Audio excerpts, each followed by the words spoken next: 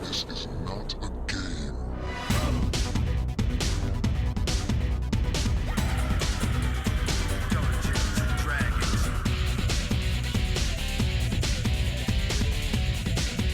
This is not a game.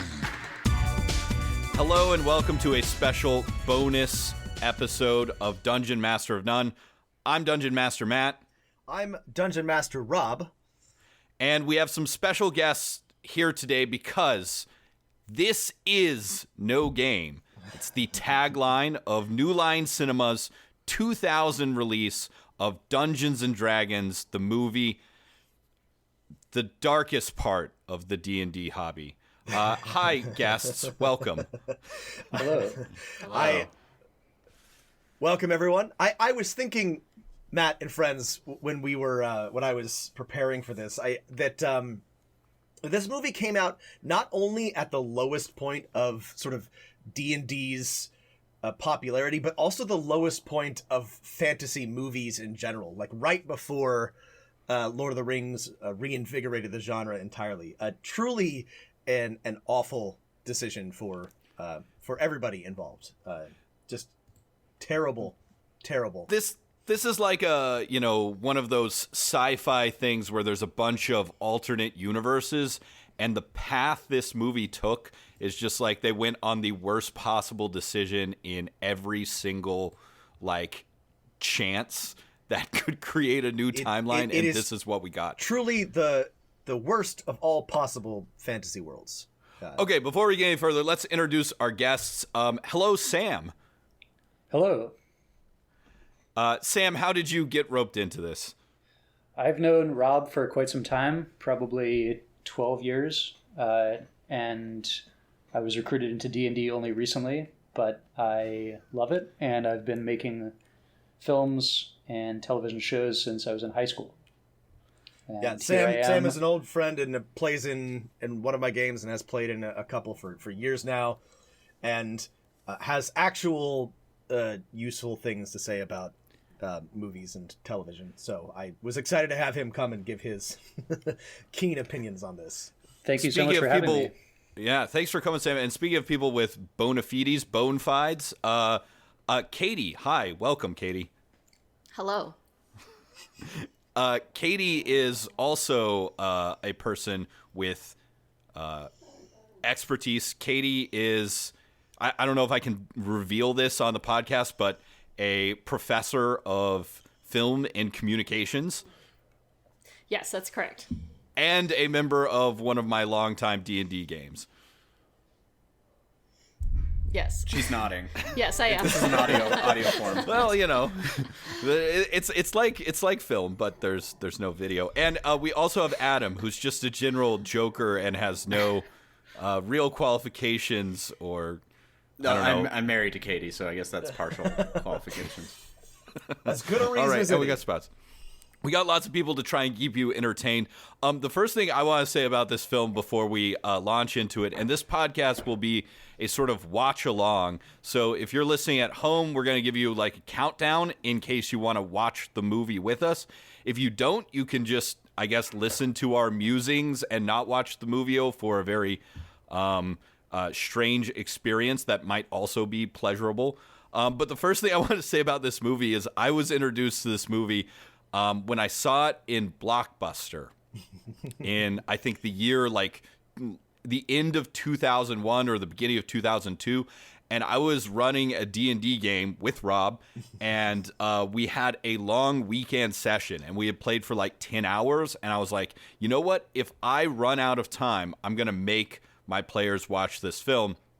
And they didn't seem to like the idea, so in my actual game, I told them that if they didn't get back on the main quest, the great god Saint Cuthbert would curse them into watching this vision of an alternate D&D universe. Please, Dungeon Masters, never do this to your players. And so in the game, they failed to heed Saint Cuthbert's warning, and I made my actual players watch this movie, and they all hated it. We all hated it. We all suffered together. Matt punished us in real life for in-game actions. Don't do this, but it does make a funny story in retrospect. Okay. Anyone else have any general comments about this film or your relationship to it? I had a blast reading some of the reviews, which maybe we can get to at the end to not spoil the upcoming fun. But if you want maybe more enjoyment than watching the movie, is go and find some reviews. They are fantastic. Yeah, the more you read about the trivia and reception of this film, the wilder it gets. Yeah. And we'll probably have time to talk about that during the film because there's some gaps in, all sorts of things.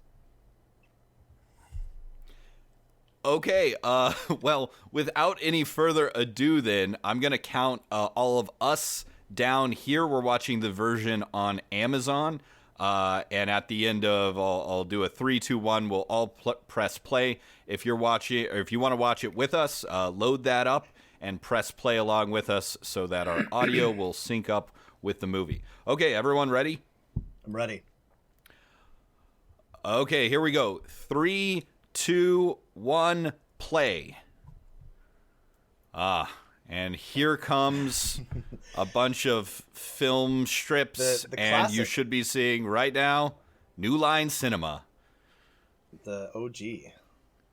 The same company that at the same time was filming the Lord of the Rings movies.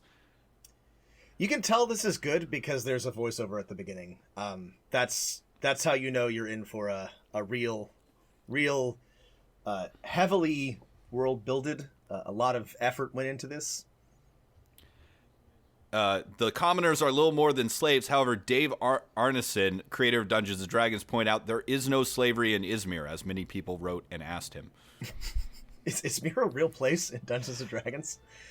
The answer to that is complicated. Maybe it might be part of Mystera, which is a far future version of Dave Arneson's Blackmore. I got more to say about that, but the soundtrack, I gotta say, for this doesn't suck. It's not the worst I've ever heard. You got some soaring. Here's our first garbage CGI. What's your opinion on this CGI? It's some The Rock in the Mummy 2 ass CGI. It is garbage. It does not hold up. It is everything is just really smooth. Yeah, it's awful. I didn't realize we were starting. I thought Why it is that was skull like there? just another credit sequence. That's what it looked like to me. We're in it now. We're starting this movie with no plot whatsoever. Why are there skulls all over this place? This Profian needs to clean up his goddamn Just got skulls. Skulls lying around.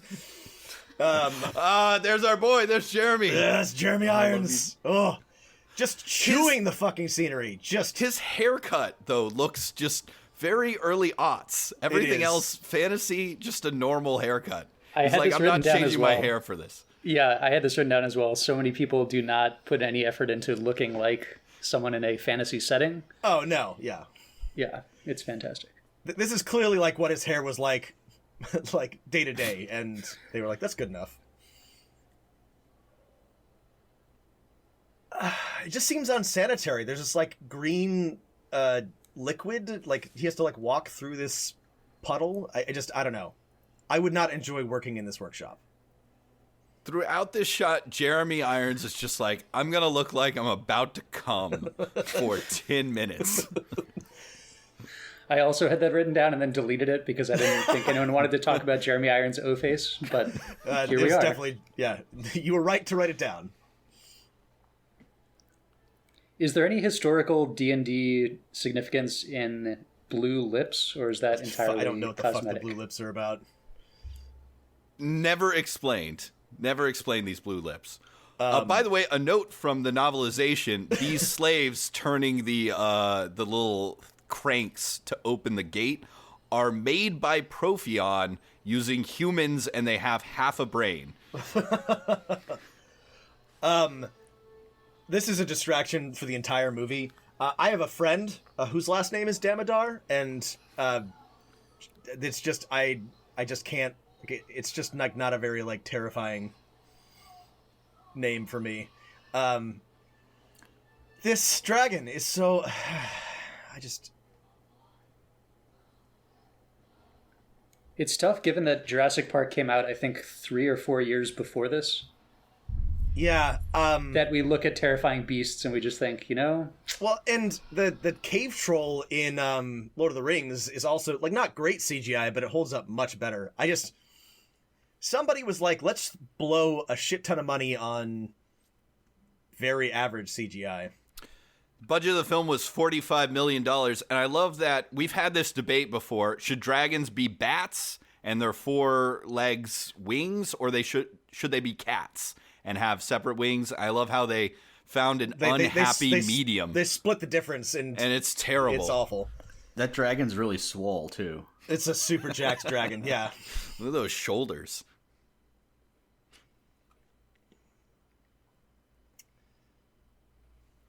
Uh-oh, your magic crystal short-circuited. It's the problem. This right here is about the coolest thing that anybody does with magic in the entire movie. It's the rest of it's just very Return of the Jedi. Yeah, they rancored our boy. They did, and this I don't get at all. The emphasis on the CGI blood, which sure you got to CGI the dragon, but can't you just I don't know. It just looks so bad, and they spend so much time look, we're right up on the fucking awful CGI blood. Notice that everything's pouring in perfect little waterfalls from 1 or 2 points of the blood. Of course. Courtney Solomon, our director and producer, is like, just give me lots of shots of that blood. Yeah. And now we have Cleveland. That's. It's I the Cuyahoga River of Cleveland, Sumdal. Here's our fucking heroes. Our heroes. So I told Matt and Sam this already, but I thought this was Jerry O'Connell for my entire life. But it's Justin Whalen. He's very Jerry O'Connell hair. But my whole life I had it in my head that this was O'Connell, but it's not. The only people of any consequence in this movie are Jeremy Irons and Marlon Wayans. Justin Whalen is an actor that you look at him and you're like, yes, you should be a supporting character who gets into trouble. Which is why he's a great Jimmy Olsen in Lois and Clark: The New Adventures of Superman. Oh, that's right. He's Jimmy Olsen. It's almost as if they took every young actor that had kind of been in something you've seen and CGI all of their faces together. You know, that AI predictive face algorithm. That's what this guy is. He's got a Justin little Jerry Whalen definitely O'Connell. has a deep fake look about him. He's got a little Christian Slater. He's got a little Anthony Taylor Thomas or something. It's a little overlap of all of them, but not good as any of them. I've got questions about. So we're seeing the Council of Mages, the High Council. I've got questions about the ruling dynamics of Izmir, but I don't know. According to Dave Arneson, it's a power-sharing arrangement between an emperor or empress and the Council of Mages, which doesn't make too much sense, but they got this sweet Habsburg, palace to shoot it in. Yeah, is this just a theater somewhere in the Czech Republic? It must be, right? I think so.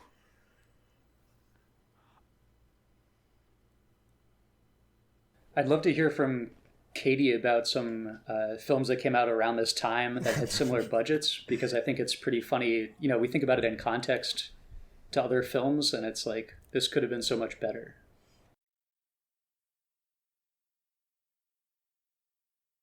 Yeah, I've not seen this before, so I'm just trying to take it all in. Well, we're sorry. I did a little research on films that came out its opening weekend. The number one film, this released number 5 at the box office opening weekend. Number 1 film was How the Grinch Stole Christmas. Did this come? Was this a Christmas movie? Yeah, this is a December release. Vertical Limit, Proof of Life, and Unbreakable. Oh, fuck. I remember Vertical Limit.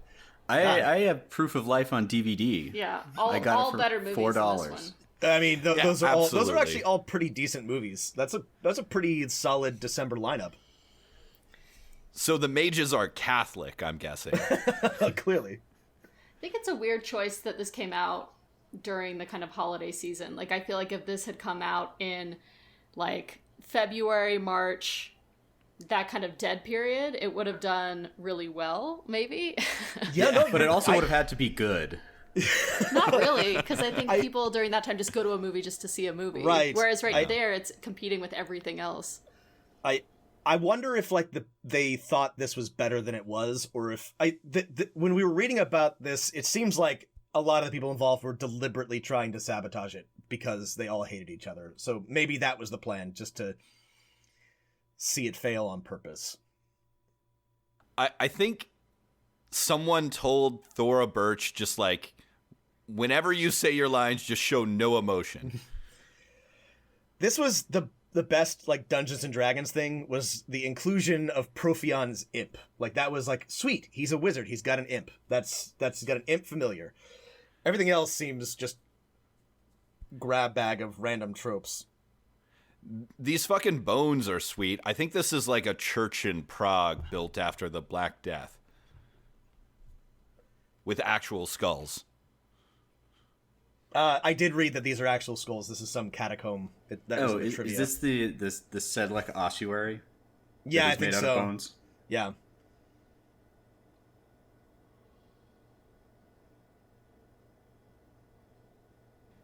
Oh man, these sweeping CGI shots just like make me ill. Ugh. It looks like Stormwind. They did not have to do any of these things. They're just so much CGI. Why don't we, Rob God? Snails? Why is his name Snails?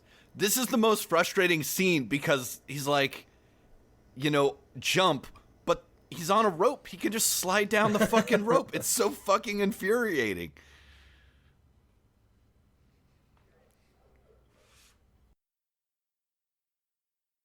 My question is, are these two characters supposed to be stand-ins for not the audience, but like players in a D&D game? Is that what this is supposed to simulate? I mean, you would think so, but no, they're heroes, we can talk about. Well, according to Dave Arneson, Ridley is a level 1 fighter, level 2 rogue, and Snails is a level 3 rogue. Oh, I was actually going to theorize that Ridley is a fighter multi-class based on his not awful skill at arms, but I mean, I think the idea was maybe to sort of like simulate a D&D party, but almost like 1,000 other movies and shows have done that better. They do just such a bad job with this. Here's our third hero, Velour Librarian Wizard. Our wizard. I think the big mistake that the DM made with this session is they gave Snails no hero points, and they gave him a D12 and expected him to roll like a D20. Spoilers. And I challenge you to find any natural 20s on the part of the heroic party that we have, because as we said, everyone wants to be the hero. Ridley definitely has some hot dice in this movie. Everybody else, not so much.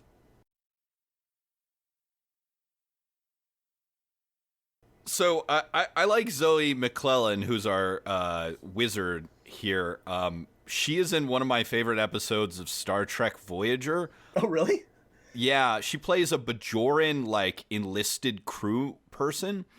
And she's in a couple episodes where they go, like, below decks and focus on people who are not the command crew.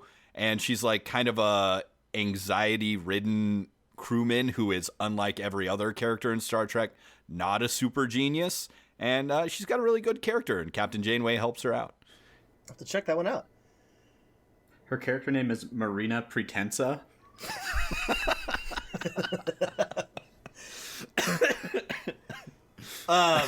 This is what happens when you let your players just make up any fucking name for their characters. Spoilers, but the dwarf that shows up later is Elwood Gutworthy, which is another extremely D&D ass name.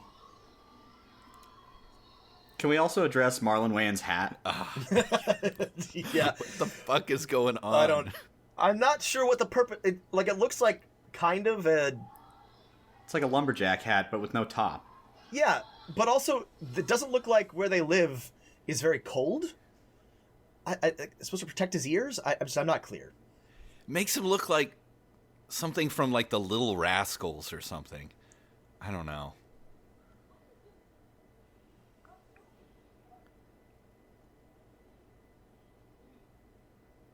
I mean, they do make jokes like players would come up with when being caught. Oh, we're the cleaning crew. So, we established early on that ordinary citizens in Izmir are little more than slaves, but, these guys seem to have a fair amount of personal liberty. They carry weapons. Like, I don't know. I'm not... I would have liked a few more establishing shots of the misery of the people of Izmir. I'm just not convinced of the stratification of society that we've been sold. Well, they can't use magic items, according to Dave Arneson, and our wizard Marianne here is using a capture bracelet, a once-a-day magic item. I mean, the mages are very condescending to ordinary people, but it's not the same as... I like how we can see the little, nose pads on her glasses made of, plastic. Oh, yeah. Those are very early aughts glasses, too.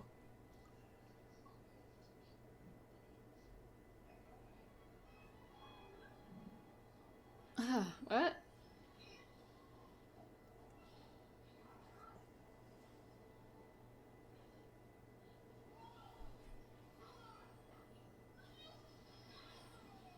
So this is a thing that really bugs me. You have to use sand to cast magic spells? Apparently. What spell do we think that was? Think that was a lightning bolt? I think that was a lightning bolt. Chain lightning. Lightning bolt, dimension door. Yeah.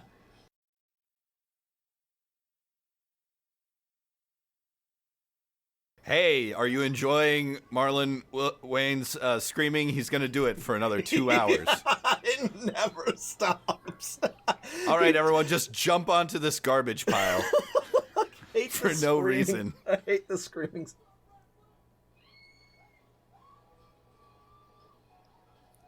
For a rogue, it seems like he's put very little stat in stealth. Oh, yeah, I'm not sure what he's good at.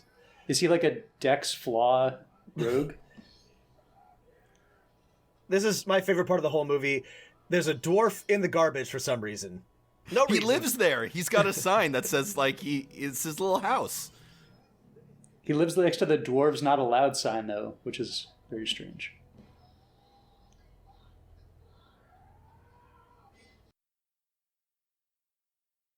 God damn it. Everything in the late 90s, early aughts was so edgy. He's got a claw gauntlet. Mm-hmm. Maybe that's a throwback to another New Line Cinema movie franchise, TMNT. All right, I have to jump in right here. And with the DVD extras, at this point in the film, they released a accompanying adventure module called The Sewers of Sumdal, where the heroes, after we just saw them jump into the sewers, have to crawl through some sewers, and then they end up at this tavern where the next scene happens. It's a terrible adventure, but it's made so that you can play it with just D6s for people who don't have D20s and are, just so inspired by this movie to try and play Dungeons and Dragons. So did this guy just join the party now? Yeah, this is guy? the thing that bothers me the most is the dwarf's just in the party, and he has no characterization. He has almost no lines. He's treated like his characterization is dwarf. Yeah, they treat him as the butt of the joke. Listen, it's racist, and I don't care for it. Well, it does say jokes right above his head right now. It does. What the fuck? FR jokes. This is just grab bag of random ass. Somebody just raided a production company's costume department and was like, "Here, I don't know. You're vaguely Venetian. After Jeremy Irons, it is a question of where the money went. To And I'd The like to put this- CGI team had 35 members, so I'd like to put this into perspective. That's almost double the budget of Pitch Black, which came out the same year. Are you kidding me? Nope, Oh, this is $23 million. This is depressing. hey, there's some guys cleaning a skull back there, so maybe he is taking care of the skulls. The skulls are apparently an important part of Profion's whole shtick. Clean the skull and then place it randomly somewhere. Here's your $35 million shot right here. He's got a Neo inside him, like Agent Smith. So he inflicts him with a whatever those mind flayer spawns are called. No, it's not that. In one of the later modules, which we'll get to, it's just called the thing in Damodar's head.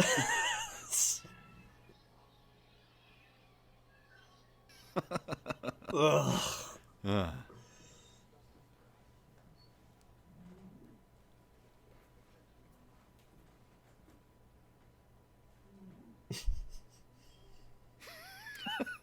Deliver me the rod.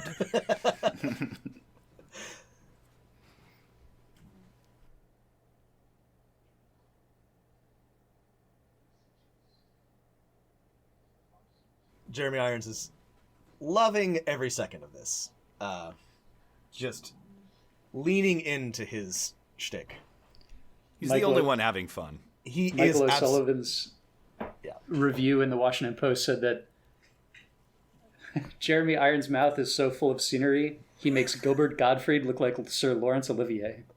I can imagine someone saying this scene's like, this is going to be our Star Wars Oh cantina yeah, somebody scene. was like, "Hey, this is our cantina scene," and it is, but not in the way that, not in a good way.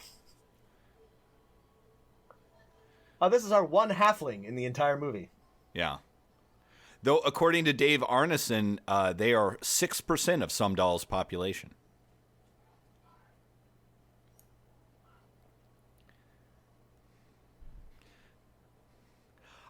I'm going to take that back. It seems like Lee Arenbury, who's playing our dwarf here, is having fun. That's true. He is having a good time. I thought those were gloves on my first watch through, but I think that's just dirty hands. That's amazing. Who indeed cares about the Empire?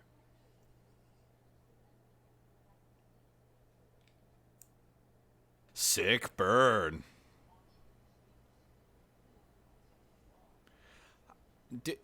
Does he not understand what the honor among thieves means? It's no honor among thieves. Is that supposed to be funny? I don't know. Did they ditch her glasses and haircut because she's supposed to be in hiding, or because they were like, we need to make her more hot, and they just skipped the scene where They sheezed all that. the she's all that scene. They're like, why do they deprive us of the classic 90s moment? God, I would much rather be watching a She's All That about wizards than this fucking movie. That'd be much better.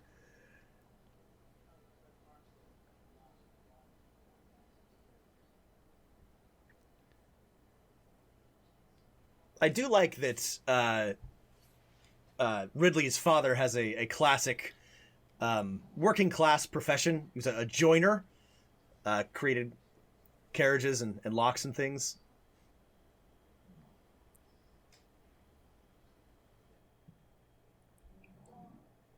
But a magic locksmith.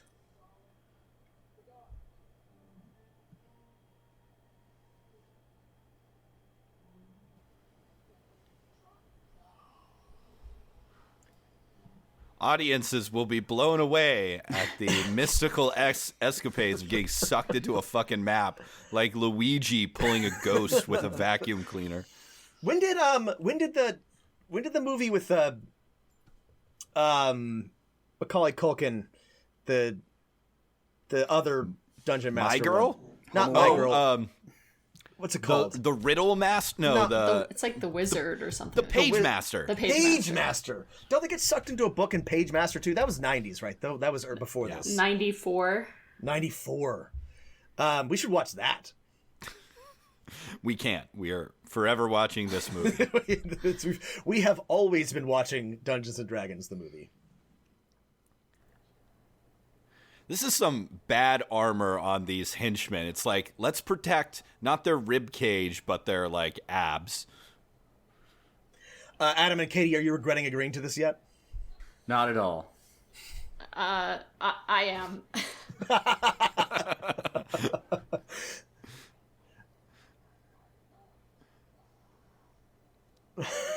So there are right. other adaptations of this film, or of Dungeons and Dragons. No, this is the Loosely. only Dungeons and Dragons movie. This is the only one that there Released in theaters. There are 2 straight to DVD. Are they sequels? Yes. Or are they... one is because it has a character that ties into both movies, is what I've read. Oh my god. This line about dwarves and Yeah, it's so fucking embarrassing. Dwarf, something you can hang on to. This movie like delayed the resurgence of Dungeons and Dragons by a decade. Absolutely. For sure. So to answer your question, Katie, this movie took 12 years to make and did such a bad job that there are no other D&D movies. Until next year, which we can talk about perhaps In theory. in the I'll believe Look future. at all when that I see garlic. That's what I'm most Oh. interested in this scene. Sometimes you need some garlic in your beer at Dirty Thieves Tavern.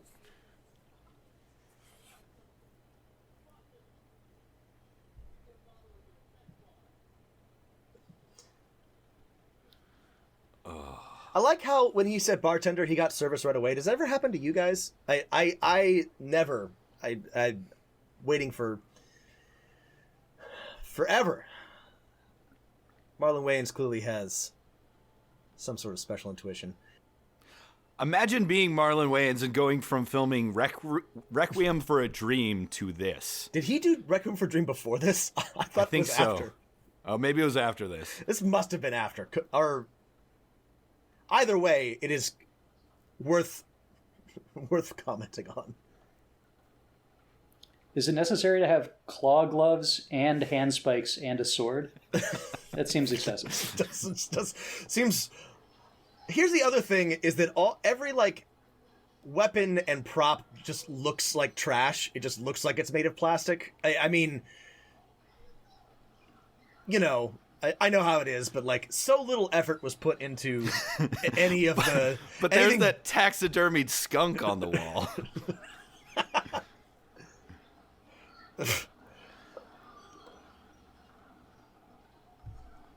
Oh, Damodar was Charles Rain in Passenger 57, the Wesley Snipes classic. If anyone remembers that. He's the bad guy. I've great in forgotten that. this entire time these two have been in the map, Oh, having yeah. a meet I cute. completely forgot the other people.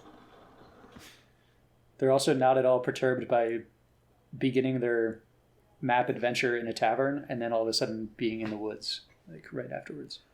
Oh, yeah.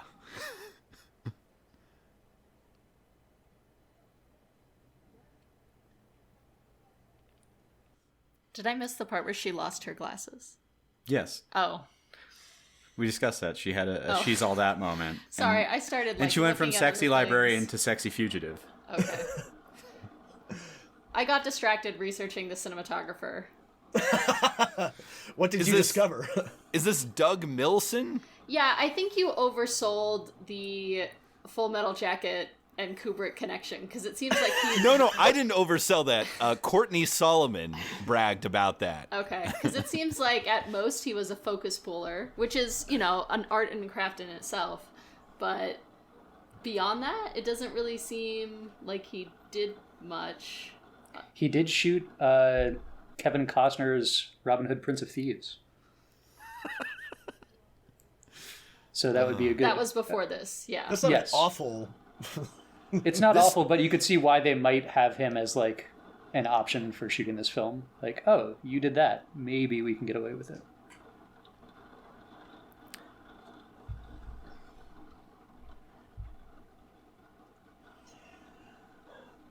Everybody is He so. also shot the revisionist Ukrainian film Bitter Harvest above the Holodomor.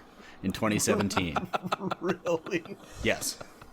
Real quick, everyone's so horny in this movie. I feel like they were trying to split the difference between an adventure movie and like a teen movie with like Marlon Wayans and all that, but did a very bad job.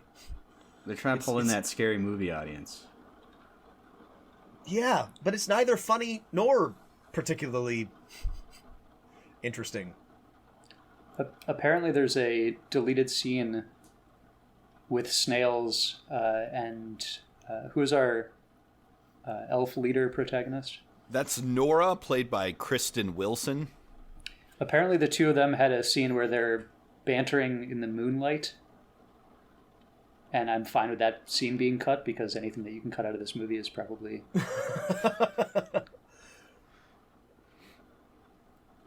So we've been talking about the props being so bad in this film.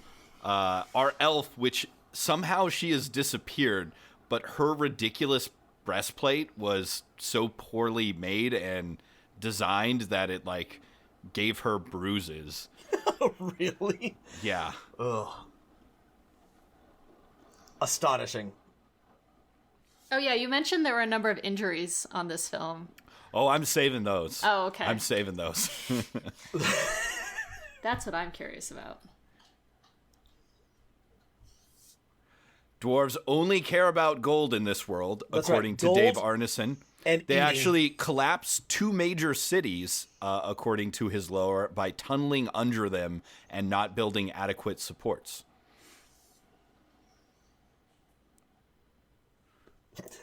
This is the only line that I laughed at in the entire movie. There's our conical tit breastplate. There we go. Yes, this city was destroyed by dwarf greed. That's why it's all weird looking. What city is this? I was not paying attention. This is, I don't think it's said, this is the thieves' city of Antius. No, I do think they said that. I remember they mentioned it. It's where the ruby is. It's definitely not an abandoned castle in the Moravian countryside. Where was this filmed? It was filmed in The Czech Republic. Czech Republic. Okay. Of course it was. It does seem like this would be a good premise for a television show, especially if you had it break the fourth wall a little bit and had it go between like people playing a game and this universe.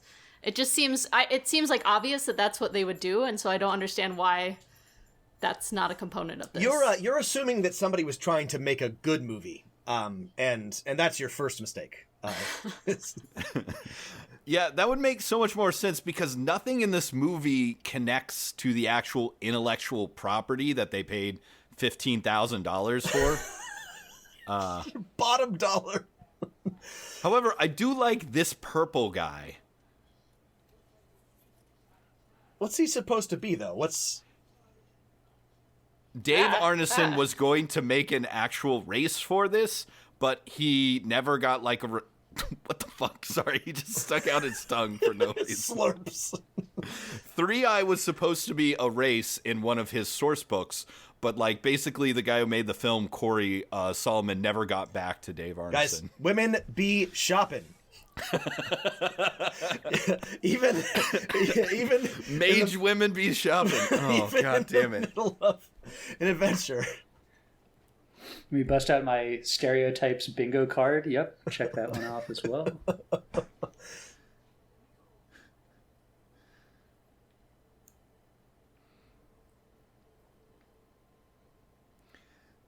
So there's all these extras in a lot of these scenes, and none of them spoke any English. They all only spoke Czech.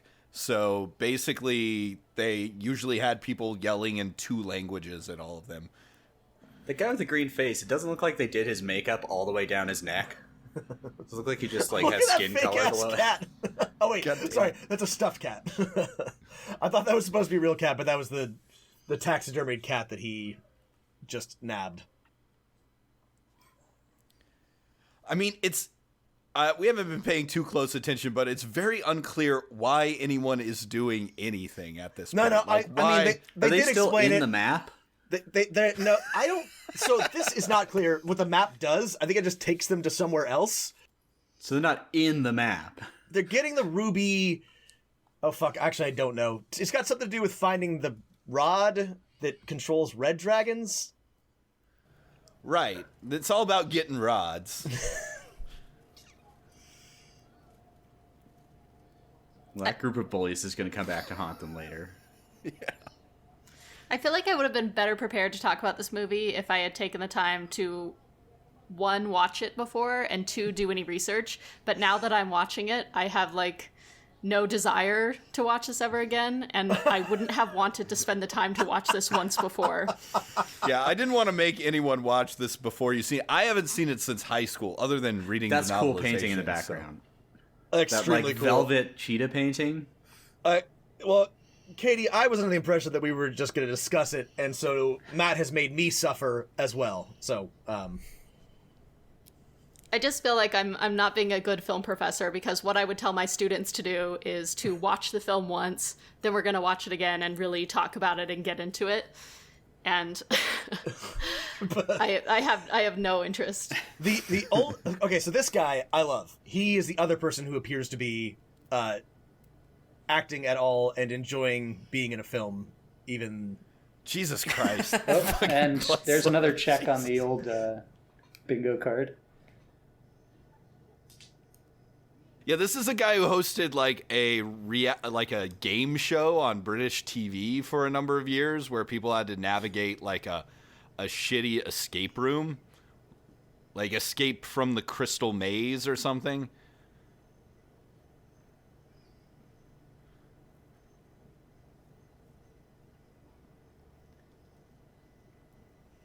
It's always good when you have a MacGuffin like the rod of whatever, and then you have to get another MacGuffin to get that MacGuffin. I mean, this is just as good as the plot of the last Harry Potter book. It's just one MacGuffin after another. It's perfectly good fantasy setup. He just wants them to go to the House of the Undying.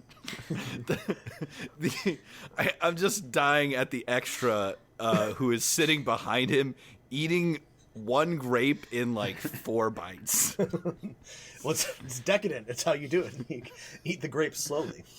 If I ever see someone I know eat a grape in more than 1 bite, I immediately label them a psychopath.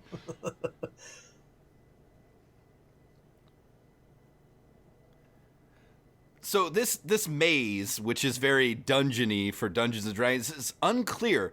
Did the Thieves Guild guy build this maze, or was it always there? Like it's a spectator dungeon? Well, it clearly doesn't make any sense, but like, I assume we'll find. Well, you're getting ahead of yourself, Matt. We'll find out at the end. He says a thing that's relevant. Okay.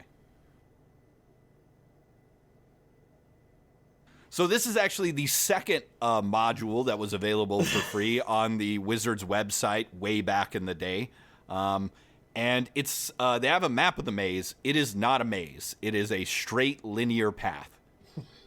Well, okay, now, speaking of people getting hurt. Then it's a labyrinth and not a maze.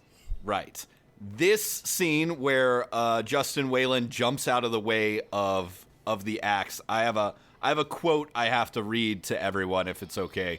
This is an interview from Justin. Doug Milson, our DP, was saying to me, just please don't do anything stupid, please. We were doing the shot, I put my hand in the light, and I say now, and I'm going to wait just a second longer before I jump out of the way than I should. They released the axe, and it was coming faster than I thought. I didn't bend my knees, I jumped from the toes. If you look closely, you can see the axe brushing my clothing. We finished the shot, and they call cut. Doug looks at me and goes, "You are so stupid." And then from off the stage where the video is, you can hear Courtney, that's the director, going, "It's great, it's great, it's great. Justin, come on, you're gonna love it." And he comes running into set and goes, "Come on, come on, come on." We go over to the video hut, and Susan, our script supervisor, is crying. Courtney is like, "Don't cry, he's fine, he's fine." So, and he talks about how this thing was heavy enough to actually kill him. You'd think they'd make those out of, like, styrofoam or something to not kill your main actor. No, it's incredibly heavy. Another reason why they're filming in the Czech Republic. There's a lot of, like, they can completely avoid a lot of these union regulations that would make these things not happen.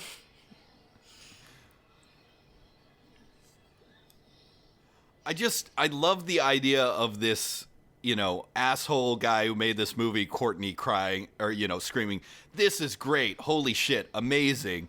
And just other people on the set crying because they almost killed another human being.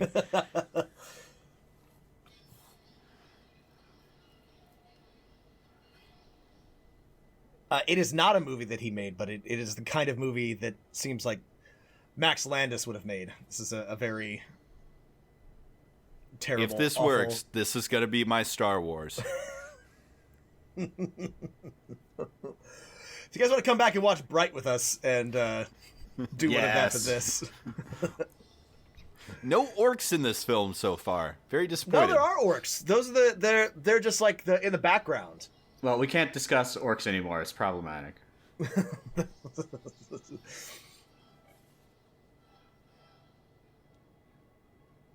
This room of the dungeon was sponsored by Lynn's Crafters, and I wasn't paying attention. You got to step on the red eyes or the yellow eyes? This The does red look ones. like a lot of like the puzzle rooms in the latest God of War game. There's like a lot of swinging and fire, and you just have to like hit something. so the only one in the cast who I think has ever played D&D is Lee Arnbury, our dwarf. He's played D&D a lot, and he compared scenes of the movie to Baldur's Gate 2 and Diablo 2. Yeah, I can see that. Pulls out he's got his thieves' Guys, tools. these tools. Very good.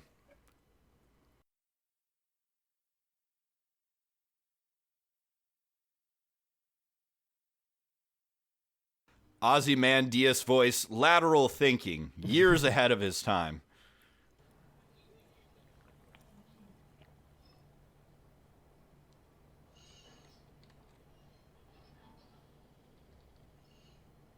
Yeah, he Gordian knotted the shit out of that puzzle. Yeah, all of this does remind me of an escape room. Yeah, I was about to say this looks like an escape room. Same production values, same. Yeah. Yes. Here's another one of our Spielberg ripoffs. You'll see another one a little bit later in the film, which I'll call out, in pretty much a shot-for-shot remake / homage, whatever you want to call it.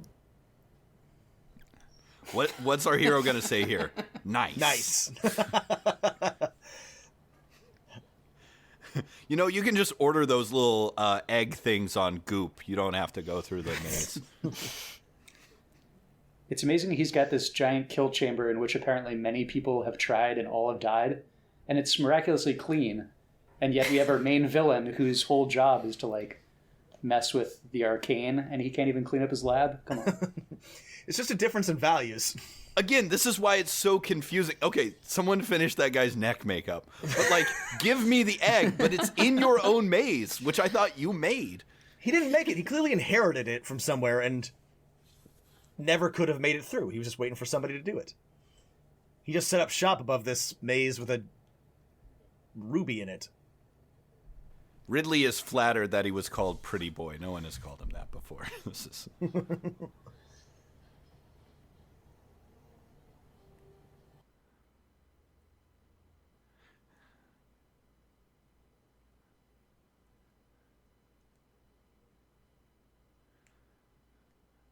The stats for these henchmen are level 1 fighters, according to Dave Arneson. And this guy, Damodar, is a level 7 fighter. Oh my. Yeah.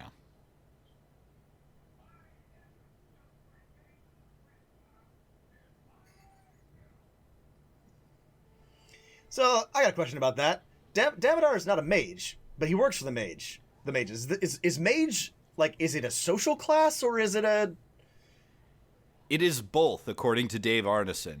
Magery is only for the upper classes, and you have to be born into it in this world. No clerics, though. No clerics. I mean, too bad they couldn't just shoot him with a crossbow like they did those other guys.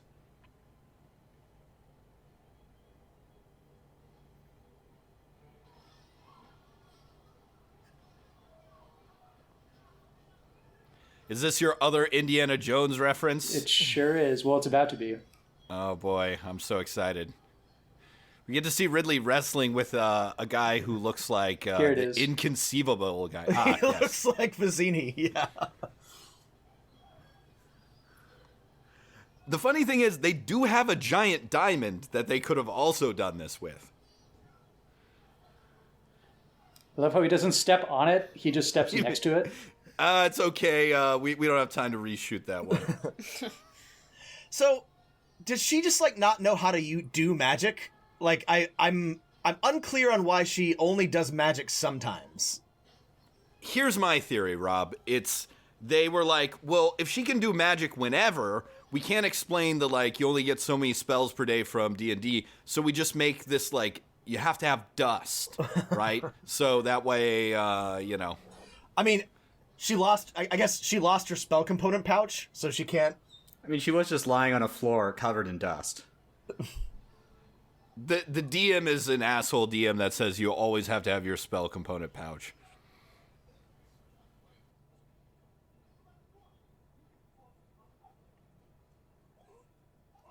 This is a line so good they put in the trailer. That's it's that Wayans wit that we all know and love.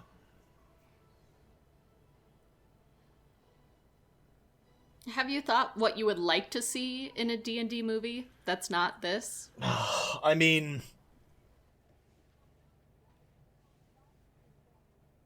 this is a total like tangent, but The Expanse is based off of a role-playing game experience that the authors played, and it's a pretty good show. So if they would just do something in that vein, but Dungeons and Dragons, I would enjoy that thoroughly, you know. But there's nothing in this that is salvageable. Here's the thing about like D&D is there's like nothing in really any of the established lore worlds. Like they didn't set this in Greyhawk or Forgotten Realms or Eberron, but like I don't want to see a movie in those worlds because I don't know, they're not that good for movies. They're great for role-playing games. Is she just wearing some like late 90s Gap khakis? I think she is. And a breastplate that gave her bruises.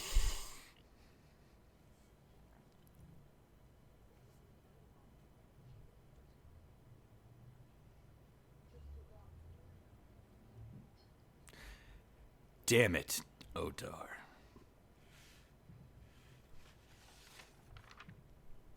Isn't Profi in the law? Just not following a lot of this.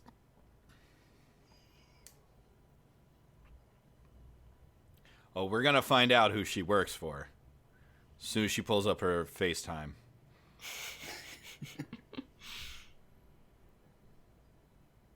Oh, hey, Thora Birch. We haven't seen her in like 45 minutes. Do you think they were trying to call back to the Empress from the Neverending Story with this? Like, Yes, absolutely. That's what I first thought when I saw it. because, I mean, they did a terrible job. She does not evoke any feelings of, I don't know, any positive feelings whatsoever. But I think she's supposed to look like that. I don't know too much about Thora Birch, but in my research for this film, when she was promoting the film at Comic-Con, the only question she got asked from a fan was, does she have a boyfriend? At which she sort of, shyly, as a 17-year-old person would say, no. At which point the fan went up on stage at Comic-Con and gave her a stuffed animal and asked her to be his boyfriend. No age was given on the fan, but I think we can all guess. I feel very bad for Thora Birch. No, God, dear God. Yeah, and I feel like at this point she'd already done a lot of good films, so Like, this is a To have year to after do American this. Beauty. Yeah. Yeah. And before Ghost World. So, like... Ugh. But I mean, this I don't know if this was responsible for tanking her career, but it hasn't been a bad career, but it wasn't soaring to the heights that one could imagine. Did she have like an abusive manager or parents or something? I feel like she did have like very weird stage parents. And she did quit acting for a while. She took off, I think, a year of school to finish this film, and she went back to finish her senior year of high school afterwards, according to the Wizards website, which, as a teacher, I am appalled that someone would skip a year of schooling for this. The thing is, I gotta imagine that when a lot of people signed up for this, they, of course, didn't know it was going to be a nightmarishly awful trash fire.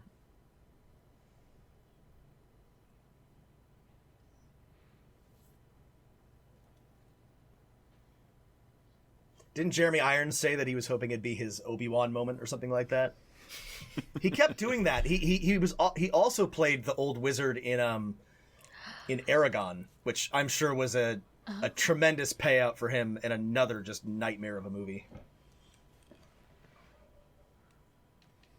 We might have to watch Aragon. Ugh, I don't think I can watch Aragon again. I'm sorry. I can't even hate watch it. It's so bad. You should watch Reign of Fire. It's much better. Reign of Fire, I will watch. Speaking of CGI dragons. Yeah. Reign of Fire rules, though. Yeah, it's great. Reign of Fire is also a very dudes rock movie. I would love to watch Reign of Fire again. Yeah, it's very mid-period Matthew McConaughey. Mm-hmm. I can't remember who else is in that. Christian Bale. Christian Bale. Oh, right, yeah. It's Christian Bale and Matthew McConaughey having a long dragon-studded bromance. It's incredible. So Damadir is played by Bruce Payne, who Dave Arneson in his website when he was and promoting the film said played Frankenfurter in the Rocky Horror Picture Show. As you all know, that's actually Tim Curry, but he played Frankenfurter in the stage Rocky Horror Picture Show for 1 year in 1983. Dave Arneson is an old and a confused man. Oh my god. I feel like you probably could have gotten Tim Curry for this. This is like some existence. Yeah, this is... It's funny you mention that because that also came out in this year with a smaller budget. And And looks a lot better. I hate this. I hate this. I just I have to question. Somebody must have thought that it was a good idea, that the CGI was good, right? Otherwise, they would not have put so much of it in, and spent so much like there are moments when it could have just been practical effects. Yeah, practical would have looked way better.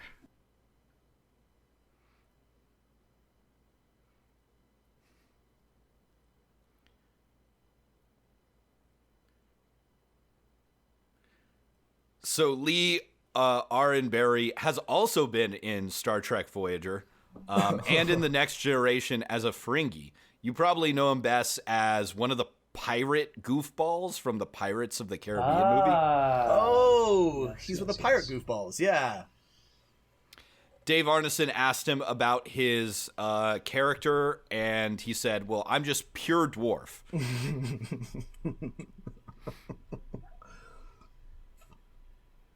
Oh. Here's some tracking skill being used. Touching the ground. Though, of course, according to Dave Arneson, she is a level 7 fighter, not a ranger. What? Is everyone just a fighter in this? Everyone's just a fucking fighter. The dwarf is a fighter. She's a fighter. Ridley's a fighter. When I was trying to figure out everyone's class, I'm like, oh, is this a party? And I was like, oh, she's the ranger. There's a wizard. Why? So She not? Why would Arneson's dumbass? I'm not listening to him. She's clearly a ranger. Yeah, I don't think Arneson really caught on to new classes beyond the original ones he put together for first edition D&D. Yeah, but according to the supplementary modules, the party is Ridley, Snails, Marina, and Elwood. Nora's an NPC. And she's 234 years old. She should still be a ranger. Yeah. This shouldn't be called Dungeons and Dragons: the movie. It should be Gauntlet the movie. I mean, Wizard needs food badly. it could have been any. The thing is, like, it could have been any generic fantasy property. There's no reason why this had to be Dungeons and Dragons. Like, there's basically nothing aside from some like throwaways that we'll see in a bit that makes this D&D. This is the third and final module of the supplementary releases. Beholders. Just so that you there's a know Beholder. that it's Dungeons and Dragons. Let's throw That in is some. the one piece of IP they have included in this. That's The a 15. floating things. That is a $15,000 beholder right there. Not counting what it cost to to CGI it. That's how much they paid for the property. Wow. That Other sucks. yeah, that is the only thing besides the name Dungeons and Dragons. Oh my god. You're right. Also, it's just like a guard. Yeah, that's the thing. Is like they're like, where can we put in some beholders? I don't know. This scene doesn't have anything else going on. There are a few things I remember from our first like watch through all those years ago, Matt, and it's like the dwarf popping out of the garbage, the beholders, and well, a scene that's coming up are basically the only things I remember, and they stick in my mind like shards of glass that I can never remove. I mean, as our listeners know, beholders should be often used as like boss monsters and weird alien creatures that want to enslave and destroy everything. They're basically like social evolutionary Darwinists of monsters, not guards. not random ass guards. That's classic Snail right there. We give him a Classic line, Snails. be careful, and then the first thing he does is walk into a door frame. Again, he does not seem like a very good rogue, but you know. He's using that D12 as best he can.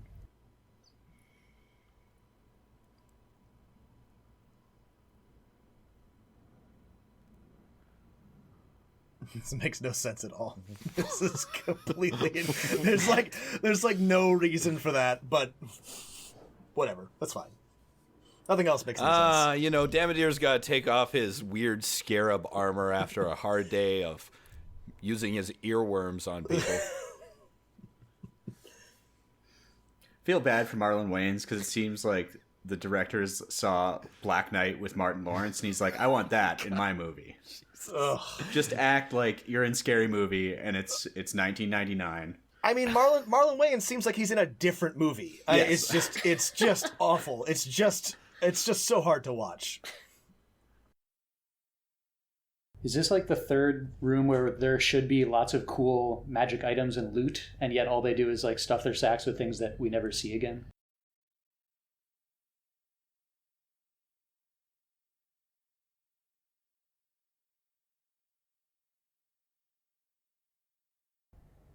I wasn't paying attention. What's he supposed to be doing?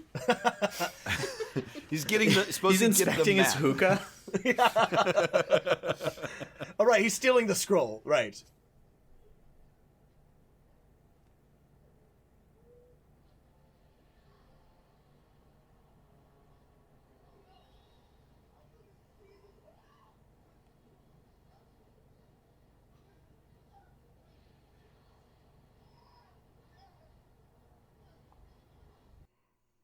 At least that's practical. Yeah, exactly. I was like, oh, this is interesting.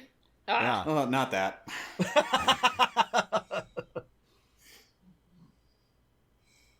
Again, they clearly could have done it. They just chose not to for some reason. The quicksand rug needs a DC 25 spot check to find. A wizard like Marina can use a DC 15 spellcraft check to get it out. There's also a wand of hold person in this room.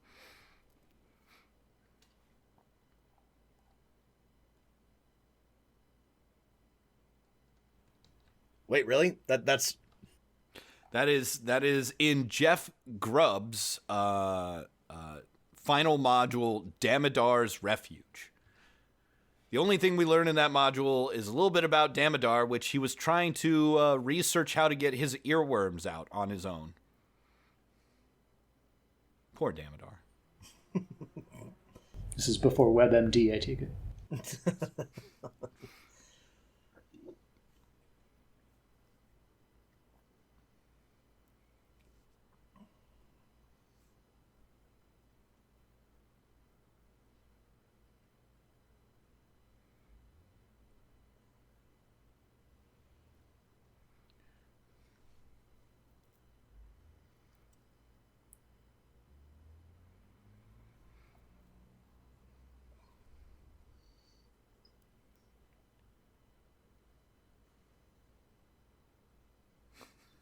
It's a priceless piece of like Baroque furniture from the Czech Republic. Like, I just throw it in there.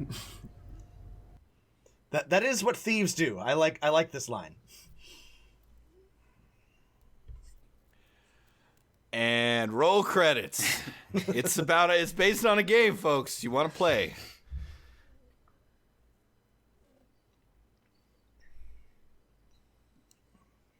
But Matt, it's not a game. So there's one copy of his armor hanging on the chair, and he's wearing another one. So Yeah. I guess this is his everyday armor, and the one with the cape is his formal armor. What, are you saying that you don't... I mean, listen. Got I different assumed it was outfits. magic armor. This is like a Don Simpson situation. It's only black, outfits across the entire closet. I mean, this is the first actual, like, sword fight, Oh, that's true. which is a little strange. There was a bunch of bar fights that couldn't really follow. The dwarf, earlier. kind of had a sword fight. I like that they introduced this random big guy.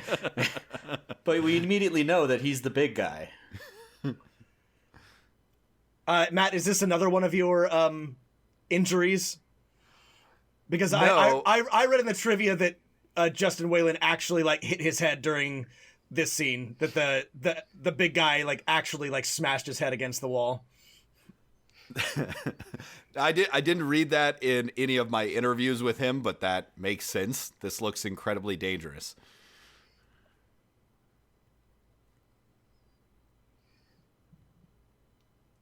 Ugh, he's still covered in that like Czech floor oatmeal. It's very gross.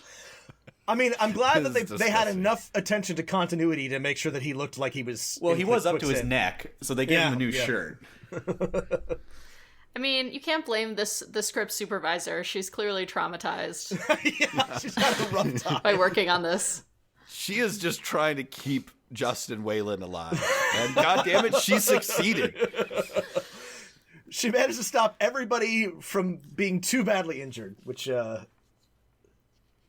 call that a win. I'm pretty sure this whole scene is shot on a different film stock. Like, it looks like a spaghetti western kind of color palette or something. I mean, everything from this point forward. Does he have another boot knife, or is that the same boot knife? Never have too many boot knives. Everything from this point forward feels like a different movie. Just like a radical tone shift. So it would be funny if they started filming it differently as well. It looks like they're fighting on someone who just rototilled like a new garden, and they're getting ready to plant. It's Got some potting soil. Let's just spread a couple bags around.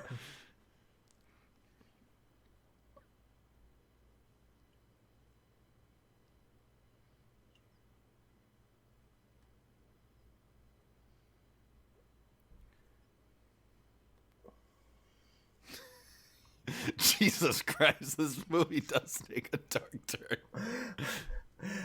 Oh my God. So we assume there's like hell and gods and stuff here, right? Yeah. But no clerics? I don't think we've seen a cleric yet, no. if it's D&D, there's a hell. There's many hells. Earlier in the film, I forgot to mention it, but Snails does say God. He does say God. He Singular. says, "Let's rob God," Yeah. which is a good idea, but multiple gods. Well, I guess we don't know what Izmir, what their faith is.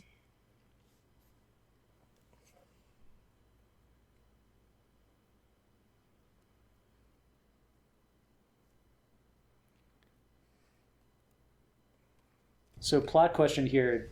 Does Damodar know that Snails is currently holding the map? Because it was in his room, and he catches Snails in the room.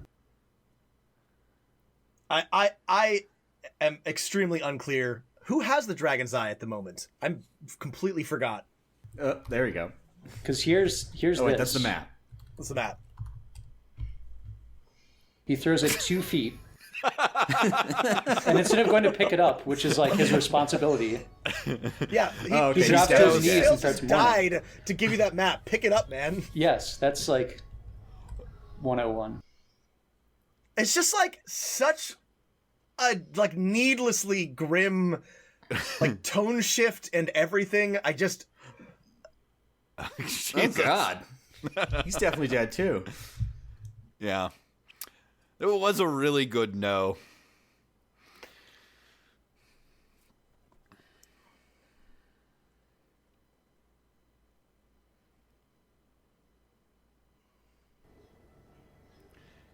I gotta get my magic sand.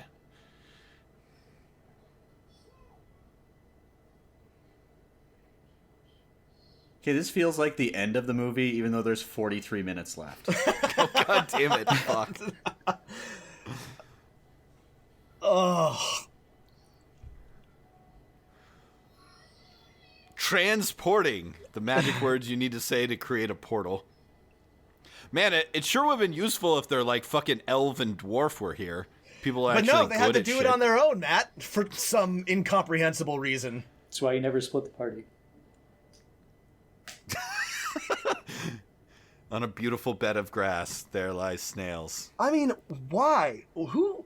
The script is just I like this spinning crane shot, though. Yeah, this shot is also very... makes me sick. Yeah. it's just so needlessly dramatic. All right, back to episode 1, The Phantom Menace politics. Oh, here's Jar Jar trying to pass his law.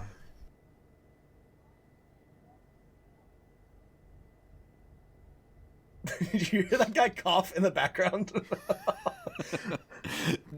What's that thing on her head? The little she's like an dangly chandelier anglerfish. thing. You know, she's one of those deep undersea empresses. She lures mages close by so she can eat them.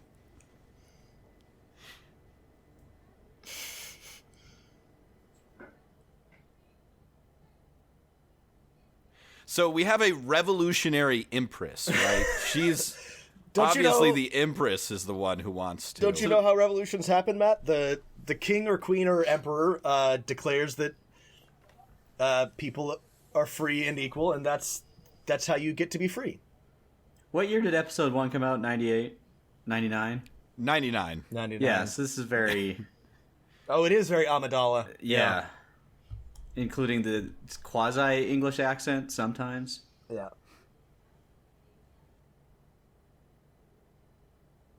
What class would the Empress be? Unclear, but I'm guessing she would have to be a mage, according to Dave Arneson's lore. Dave Arneson is very like I added this to my world and I tried to make it work and write a module, but it's pretty clear that whoever made the film is like Courtney Solomon. Like, this is all his brainchild. Though I think he claims that he had to use someone else's script, but Dave Arneson says that, like, oh yeah, no, this was Courtney's idea for a world. As Empress... My favorite part about this is how vague she is about the what actual equality means. Well, we'll talk about this at the end, but no one's very specific about what it means to be equal. I just want to remind everyone that all of these extras, wizards in the galleries, can't understand anything that's happening. These None of them speak old English. Czech guys.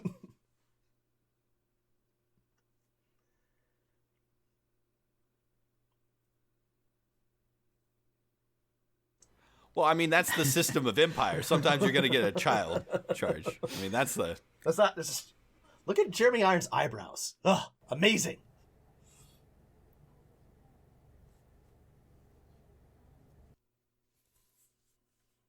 Maybe she's a cleric if she was praying. She's a dragon caller. That's her. Calls dragons. So the rods are Jeremy Irons.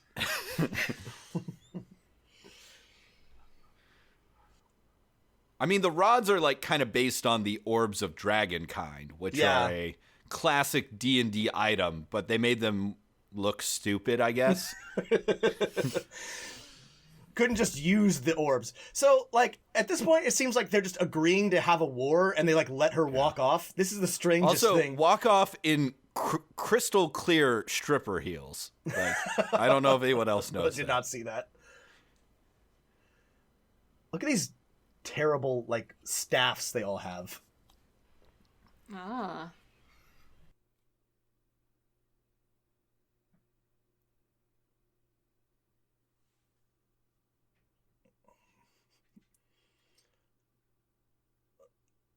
So He's apparently having so much fun. the special effects supervisor on this did actually work on Indiana Jones films. Oh. And also God, that makes it fucking worse, man. Labyrinth and really? Last Crusade, Temple of Doom, Labyrinth, Brazil. The Na'vi are here, finally. Man, what happened? His last credit is the 2005 Doom movie. Oh, but man, when they went into that first person mode? mode, holy shit, dude. Holy shit. So this actor is like some old Doctor Who guy. The Doctor. I don't know. I don't care about Doctor Who. I think Doctor Who sucks. Sorry, everyone. Oh, is he a doctor? One of the doctors? He's a doctor, and like, let's have an old flabby elf. Well, yeah. Sure.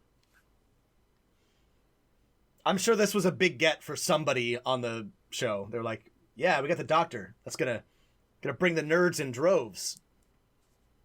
Back in 2000, when Doctor Who was even more obscure than it is now. Tom Baker as Halvarth the Elf. God, I can't watch any of these scenes without thinking of poor Kristen Wilson. It looks like, really painful tits, from this tits angle. getting bruised. It looks really painful from this angle.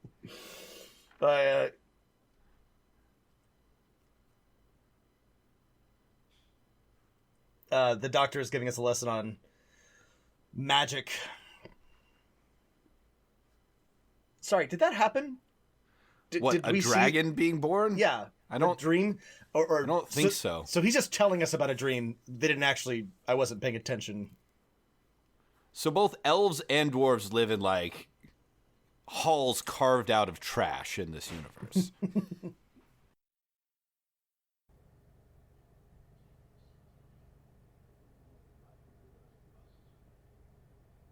So it just like.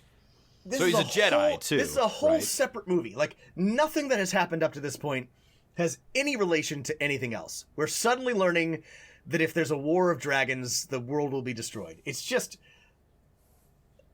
Well, we've turned the dial from comedy to serious at exactly one point in the film.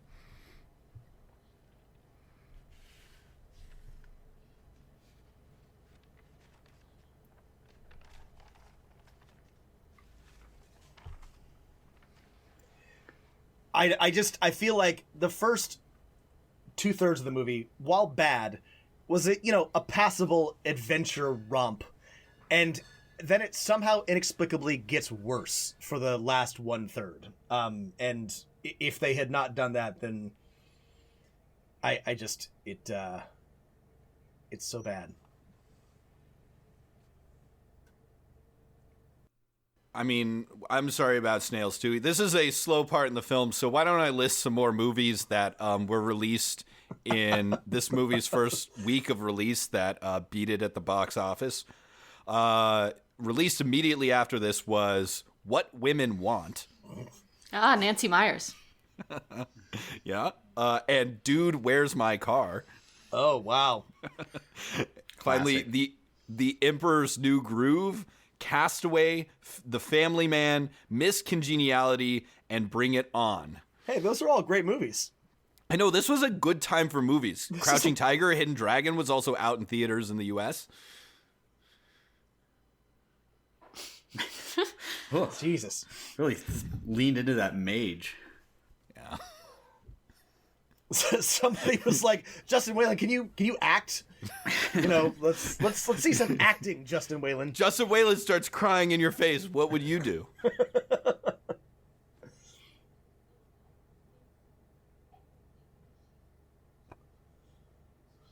I don't care. I just don't care. This is I sort of wrote down my notes. 1 hour into this, Rob will break. You know me too well, Matt. You know exactly when I run out of patience for this type of shit. I don't know about you guys, but I'm gonna search AOL keyword D&D to find out more about what's going on here. Ugh. Can we talk a little bit about the guy who made this film, Courtney Solomon? He has done like 30 movies since making this film, his first.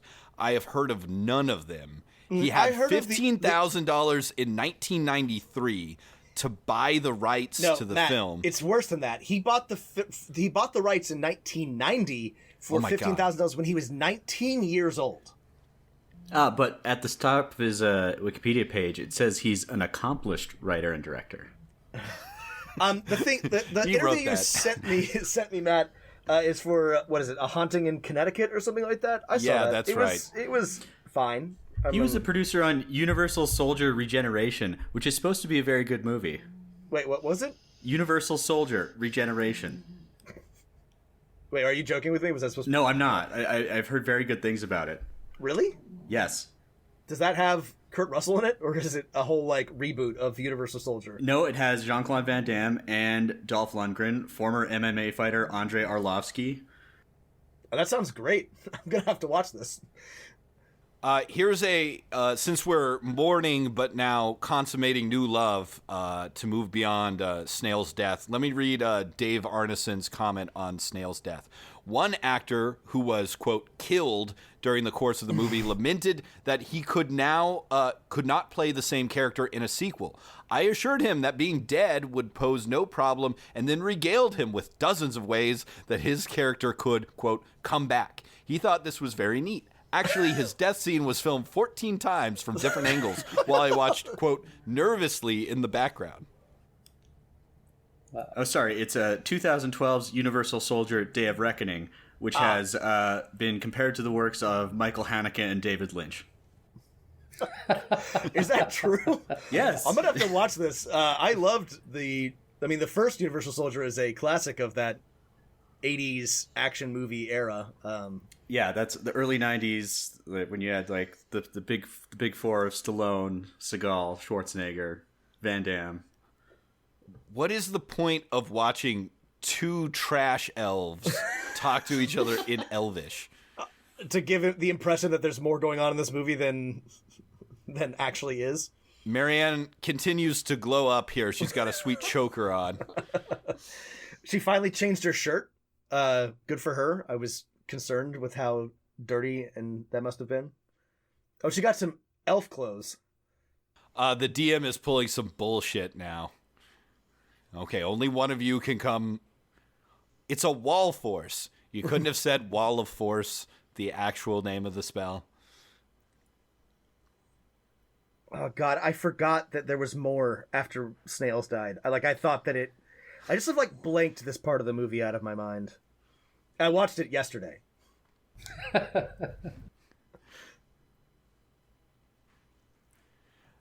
Here's another for the slow parts quote from Dave Arneson. Conversation on the set inevitably turned to D&D, at least while I was around.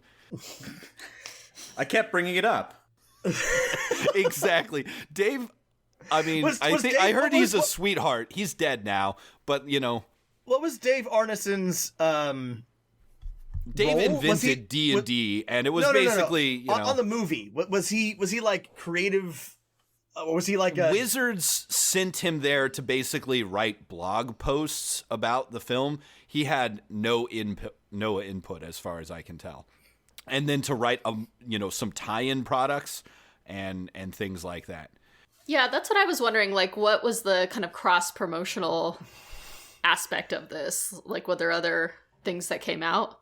Wizards has always failed miserably at any sort of like marketing or like cross promotion scheme. Somehow this is the thing. Sorry, Matt, you're gonna tell me. That's some a great other shit. shot. Oh, I do like that shot. Oh, it's interesting. Yeah, I feel bad now downplaying the cinematographer because I've been half watching this and just like reading up on the cinematographer instead. And he actually has a very interesting career, so I should give him more credit than I initially gave him credit for. I mean, just there want are to go some on decent record shots for that. They're just also some garbage shots. I don't know. Tell us more about his career. Well, actually the focus pulling seems to be a crucial part of it, which makes sense if he was working with Kubrick, because Kubrick played around with a lot of different kinds of lens choices, and he did a lot of very interesting and difficult focus pulls on Barry Lyndon, which we just rewatched recently. So I think now I'm more interested in going back and researching his career as a focus puller before he became the director of photography for Full Metal Jacket and then a number of other things. But it is curious because he does kind of take this turn towards television in the 90s. But I don't know if that's because he's doing more than just camera operating and he wants to kind of, I don't know. So, I mean, now I just want to go read interviews with him. But I don't know if in your research you found any interviews with him about this movie in particular. I have never heard anyone who worked on the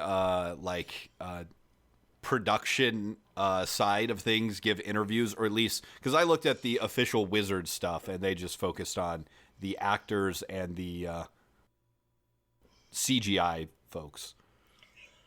Has anyone been paying attention? I forgot why he's He's here. in the apparently in the module part of this. If you touch any of the treasure other than the rod of whatever it's called, you are immediately turned to stone because the GM is an asshole.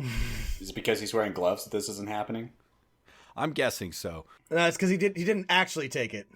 Speaking of marketing, okay, and this is a quote from Courtney Solomon, who I don't really trust. So, take this with a grain of salt about marketing this movie. TSR was the company at the time that I bought the rights from, and the woman that owned it was like a trust fund baby, and she got this company for like, I believe, a couple $100,000 from Gary Gygax because he spent on a coke binge or something, as the story goes. I mean, that's mostly correct, I guess. I can't validate if that would be true or not, but that's how the story goes. Courtney Solomon in interviews talks like Donald Trump. So she picked it up, and I went in to her, and I came up with this whole thing when we did the script, for example, and she was like, quote, "I want to make toys." I'm like, "Lady, your audience doesn't want to buy toys. That's not who the D&D audience is. You got to make a different film." She didn't care. So so they did not make toys? Yeah, I don't think there were any toy tie-ins for this. Does he still own the rights? There was a dispute about that. I know when maybe Sam knows more about this, when they were trying to produce the new one about... Because it's the new one, it's on his Wikipedia page, implying that he has something to do with it. Oh my God. Fuck. Really? Courtney Solomon's still involved?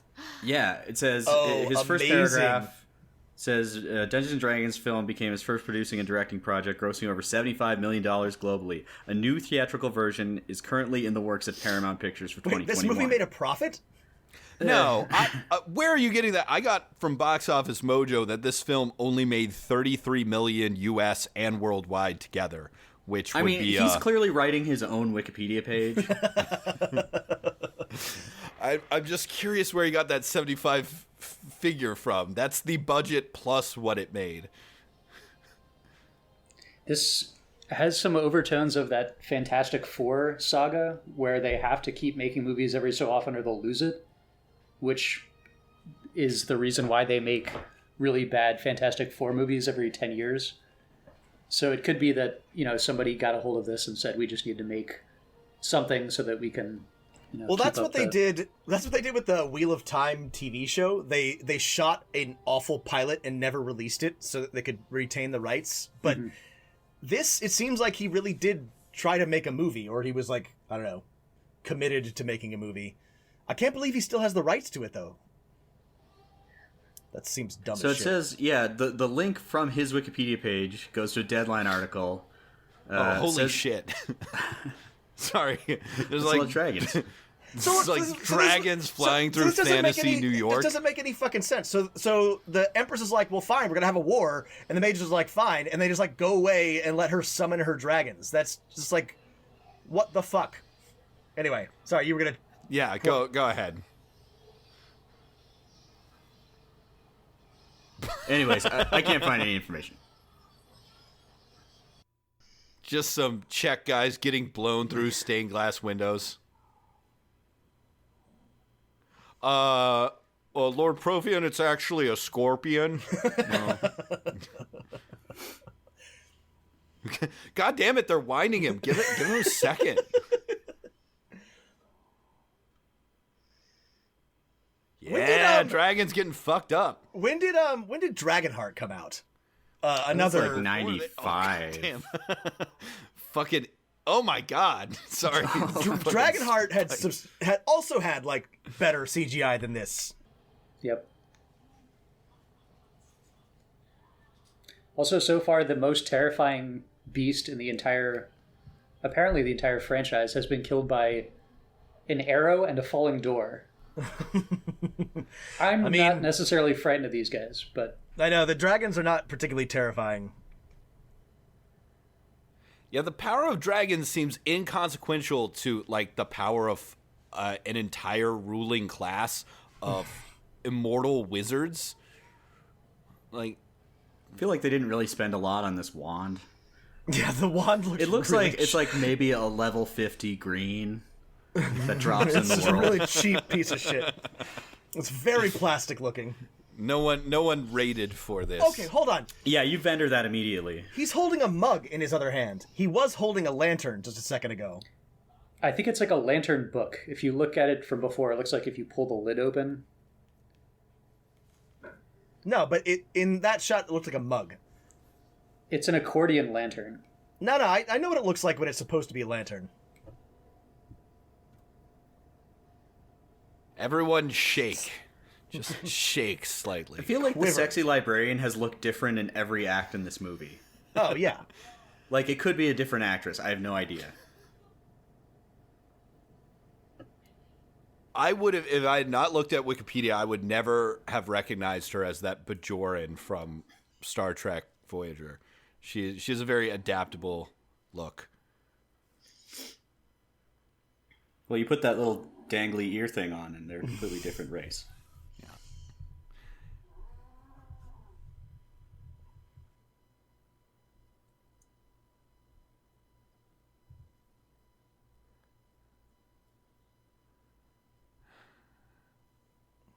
No, Profian's the only one allowed to say finally in this film.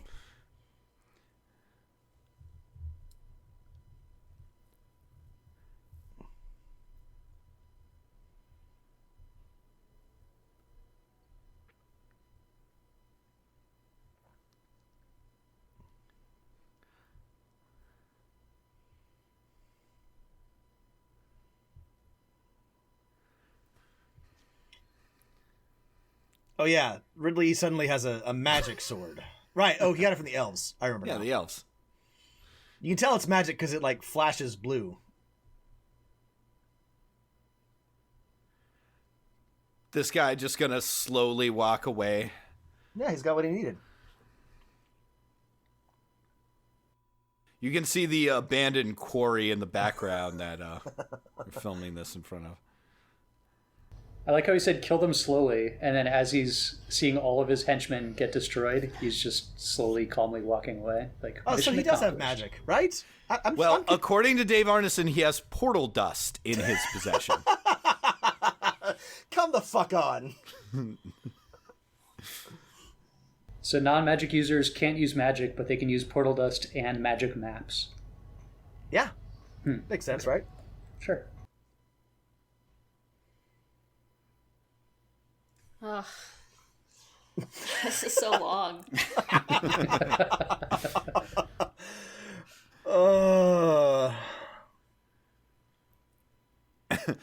Dave Arneson was a extra in this scene, but got cut as one of the mages. Here's a quote from him. When the director gave directions to the extras, the instructions had to be translated into Czech. Sometimes the directions were only given in Czech, but Grant and I, another English, did pretty good following along, having read the actual shooting script. Once, however, the instructions were not translated, but we heard the English version. It was very comical when the two of us rushed out of the crowd and no one followed. Oops, cut. Dave, having nothing to do with this, probably cost them at least $50,000.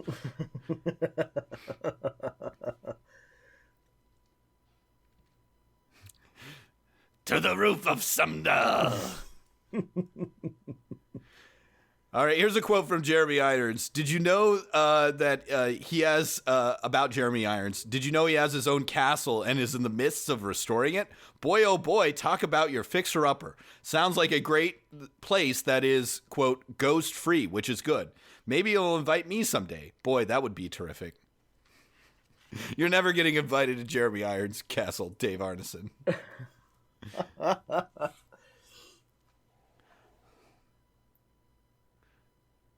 Oh. They just That's a summon cool dragons castle. with Yeah. a nuclear bomb? Yeah, you know, where do you think red dragons come from?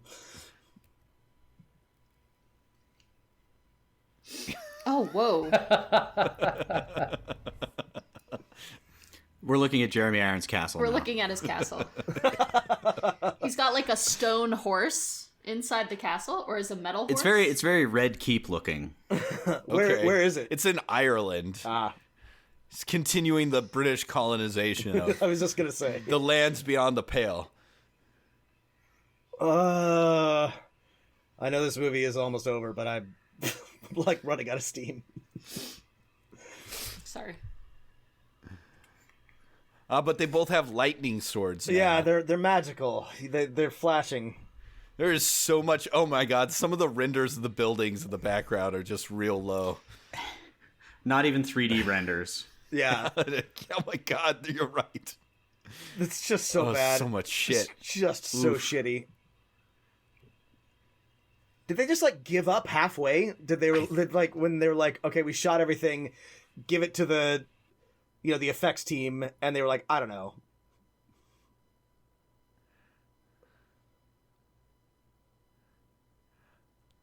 I still don't understand why Prothean even needs the red dragons. I guess the gold dragons are like the Empress's trump card. Well, they were losing to the gold dragons. He needed the red dragons. Yeah, but I mean, wouldn't it be super easy to just, assassinate the fucking Empress? Well, that's what I said. They just let her walk away. Why not imprison her or kill her or stop her from getting a hold of her gold scepter, which she was not holding in that, dramatic council scene? Well, in a similar vein, I feel like world building like this sucks, where you're like, all right, here's our empire. The empire has one thing. It's that there are evil mages that are in charge.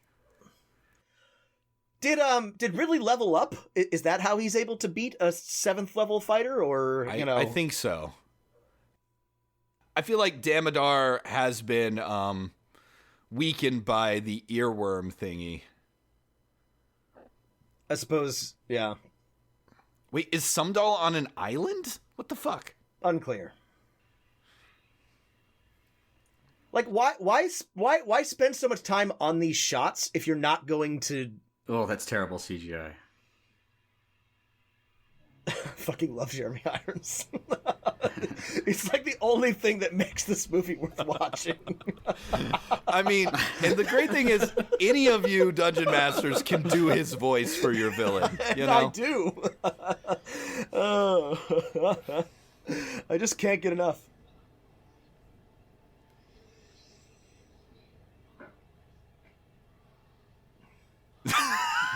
Vincent Nunez, you're just rambling now.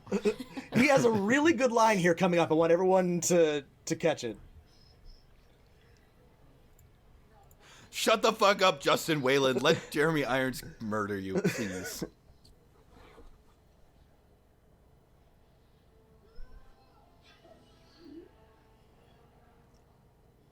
I do want to know why he doesn't just like have a dragon come eat him, but Or, zap him with magic or anything. He's just having too much fun, you know? Yeah. Here it Just is. throw my Here it staff is. of power on the ground.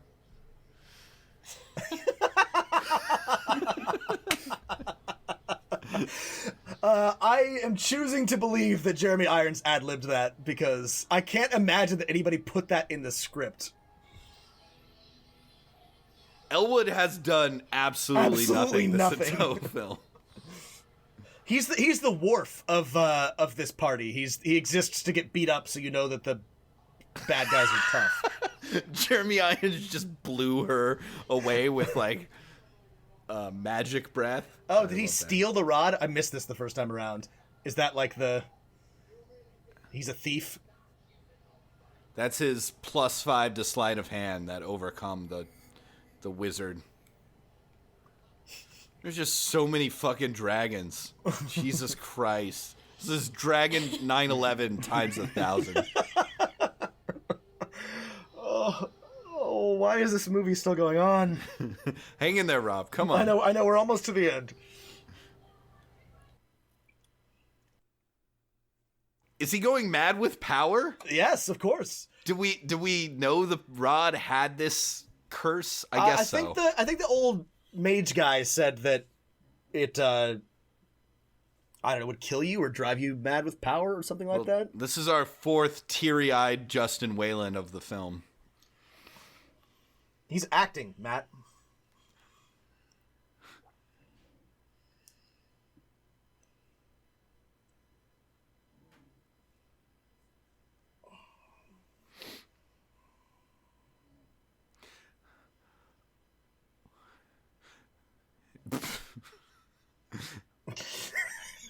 That's right, bitch. Thora Birch is back. Oh,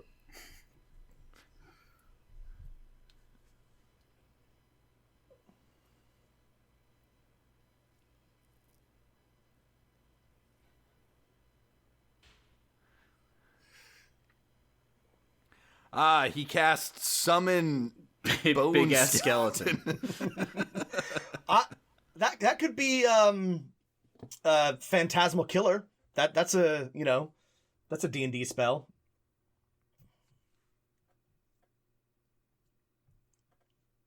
It would be really funny. No one help her, you know. It'd be really funny if the incantations were Czech, though I'm pretty sure it's just gibberish.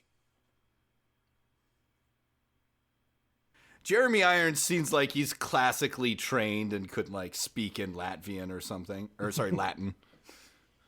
Almost certainly.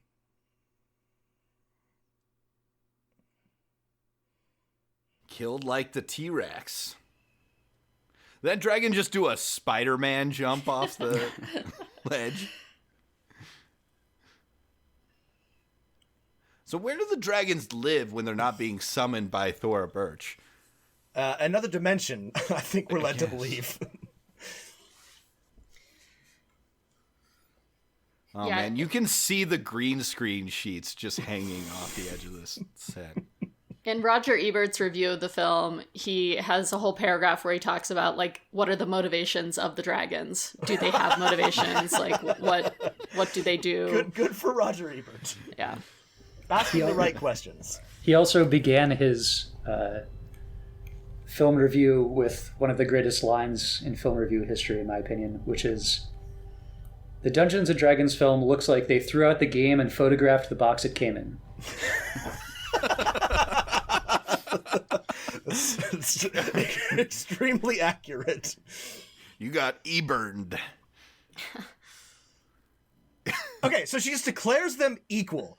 What does that mean? Without a material analysis, this doesn't mean anything, All are equal in Empress. the grave, Rob. All are equal in the grave. Yeah, why are we in a cemetery when this is happening? That's a great jacket.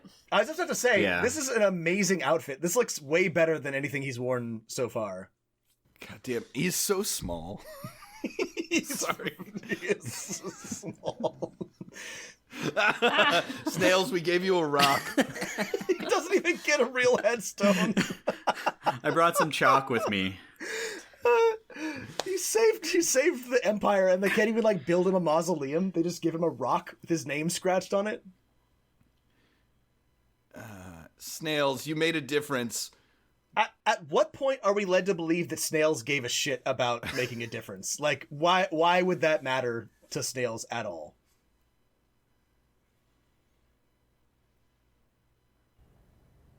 Snails love these Cadbury cream eggs.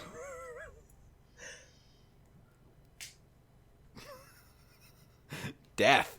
The big score. The biggest score of all. Just like to think Snails is up there right now, robbing God. That's a callback to an earlier conversation. That's script writing 101. Ridley the Savior, that'll be the day. And it was the day, Matt. It was. Oh, God damn it. Who in on set had to make the snails rock? Some like art department PA. Is Snails his like name in the credits, or is it like does he have a name and Snails is the nickname? Not in any of the modules. I think it's just Snails. Just Snails. Just Snails. Snails alive? You just need some 10,000 gold of diamond dust. It's not that big of a deal.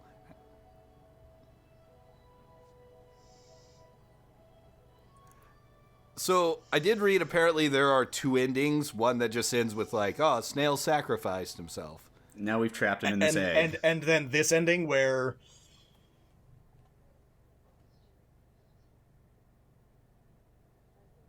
if she's not supposed to be part of the party, why is she clearly here with the party? Like, she's obviously a member of the party. She's part of the party, just not in the modules. So wait, are we supposed to think Ridley has magic powers now? No.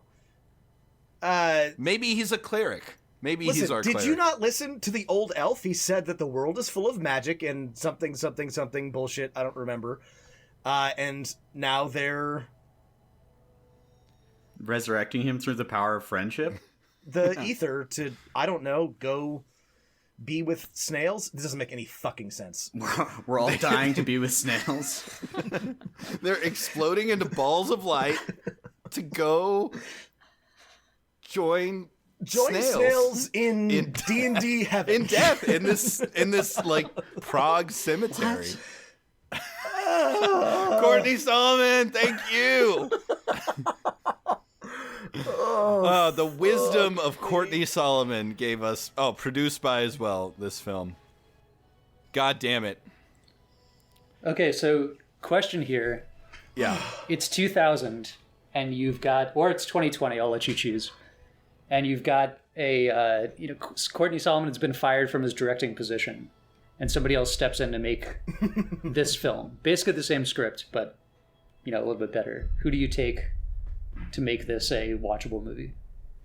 Chris Columbus. I had that on my list too. I kidnap Peter Jackson from the set of Lord of the Rings and make him do it. As long as you bring along Fran Walsh, who made it good.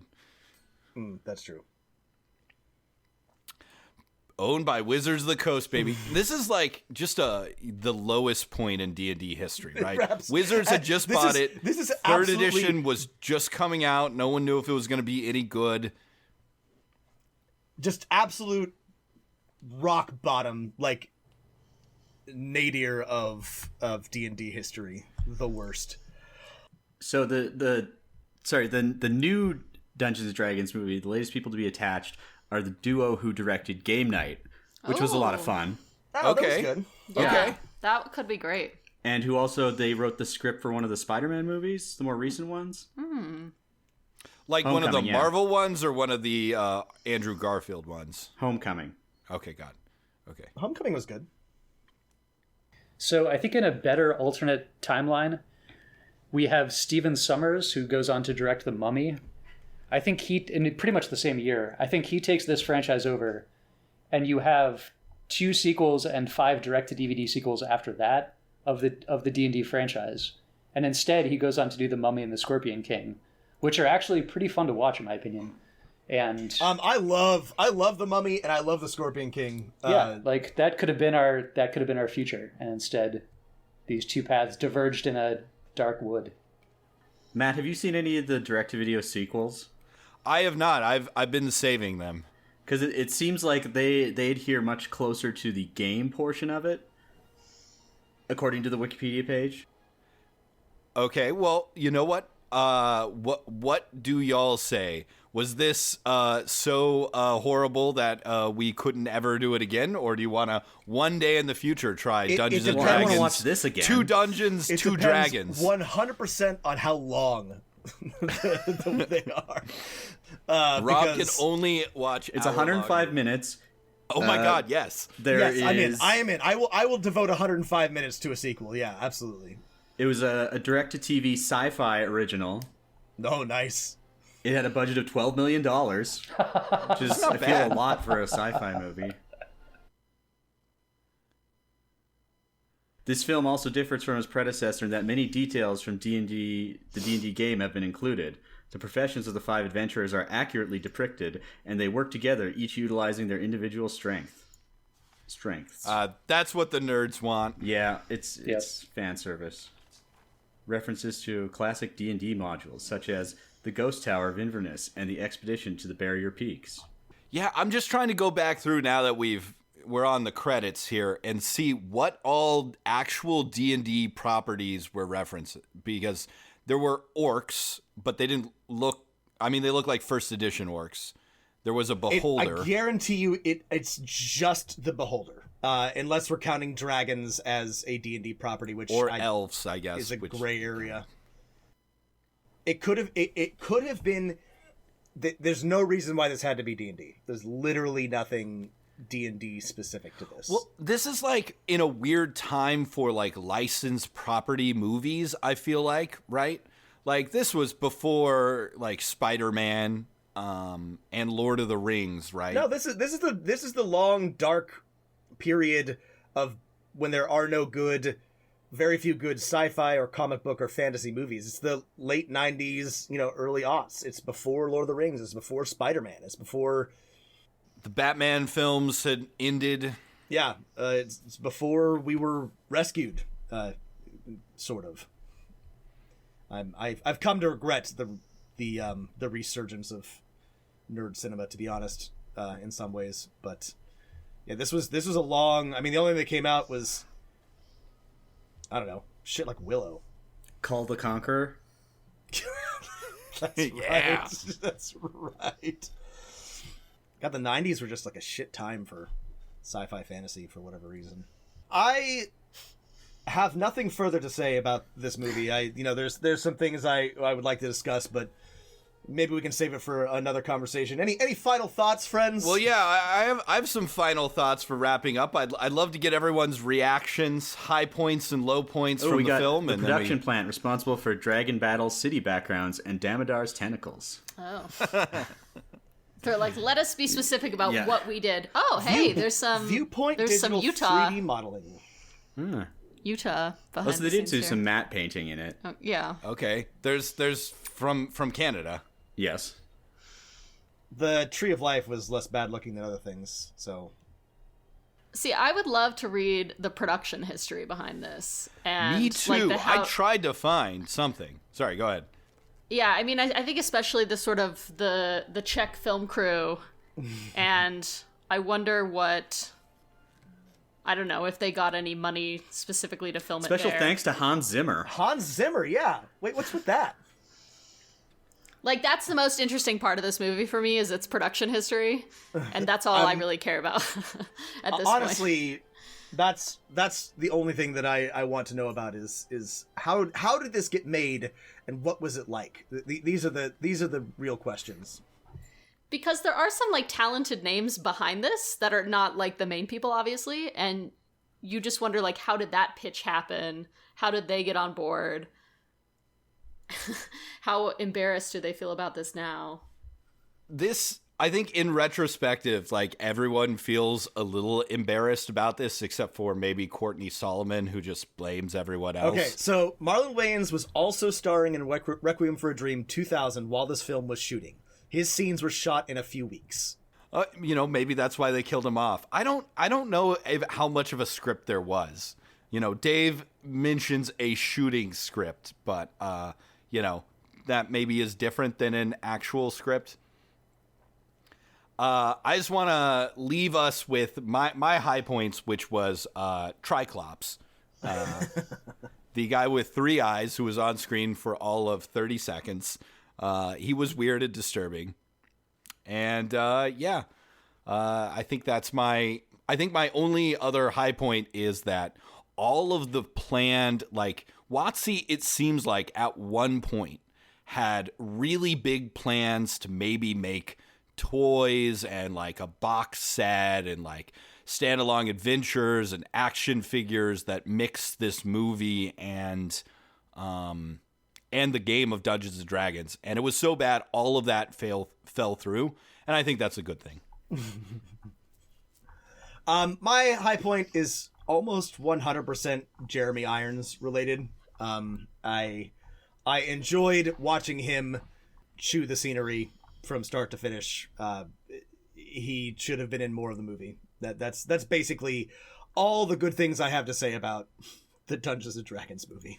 My other good comment is that if you play the Tai-Lung modules and you get to play as Elwood Gutworthy, the dwarf fighter, every time you get hit in combat, you have a chance to lose your hat and go insane. Which is just a wonderful mechanic that you should definitely never use with your players. Yeah, I feel like if I had seen this film when it came out, it would not have like drawn me to Dungeons and Dragons at all. Yeah, would you have ever joined my D&D campaign if you had seen this film? No. Yeah. It's not a good advertisement for the game at all. It doesn't seem like they cared about that, which is bizarre. I mean, I think at the end of the day, here's the thing is that like D&D doesn't need an advertisement from any specific film or movie because any film or movie that you have watched and you have enjoyed that has more than one like protagonist or even one protagonist is like your inspiration for playing a game of D&D. Oh, here's a fun fact. It was the woman you were talking about, Lorraine Williams, who owned TSR. Oh yeah, she's crazy. Or she's not crazy, but she has been labeled as crazy by basically the D&D fandom. So it says James Cameron was interested in directing Dungeons and Dragons and was invited to a meeting with Lorraine Williams. According to Courtney Solomon, she folded her arms and asked him what his qualifications were. This was 2 years after he directed Terminator 2. Yeah. This is I read this too. Yeah. It sounds like a lot of the blame can be laid at the feet of Lorraine Williams, but also everybody involved. Yeah. Yeah, people blame a lot of things about the 90s and D&D on Lorraine Williams, and she seems pretty incompetent. But like, we also have to remember that everyone else was really incompetent too. I mean, if James Cameron did this film, can you imagine? I mean, it would actually be. I think it would probably be pretty good. I bet it would be good. I mean, not good, but it would be okay. Entertaining. Yeah, he could probably do a lot with that budget. I can't believe that Pitch Black was filmed on half this budget. There would be a wagon chase if James Cameron did this. Yeah, there would be a bigger wagon chase. And bigger wagons entering in, and just like flipping over. Okay, so here's my 2020 pitch, or my 2021 pitch for a D&D movie. Kate McKinnon flies to England to visit her cousin, who's played by Simon Pegg, who's hosting a D&D night with his best friend Nick Frost and Nick Frost's girlfriend Mila Kunis, who brings along Third Wheels and Daya, who is crushed upon by both Kate and Simon Pegg. Oh my god! They quickly go into the game in which all of them are transported into D&D to play reluctantly a real, kind of like Knights of Badassdom or whatever that movie was. Or Jumanji. Yes, exactly. So it's the Jumanji treatment, directed by Edgar Wright with Simon Pegg and Nick Frost. Well, I would absolutely watch an Edgar Wright directed D&D film that was jokey. I would also say all three of the Three Flavors Cornetto trilogy was under $42 million, which is apparently this budget. God damn it. Like Encounters at the End of the World, or not Encounters at the End of the World. At Into World's the World. End, the last Cornetto movie was basically like it had elements of fantasy and sci-fi and was done in a quaint English town for a tiny budget. Only that can't be used to like bring us into a fantasy setting. I mean, it also had a better party of adventurers in it too. I think the Duffer Brothers obviously could have done this. Which one are the Duffer Brothers? Did Stranger Things. Oh, the Stranger Things guys. Yeah. Yeah, I'm sure if they want to do it, that should have been the first.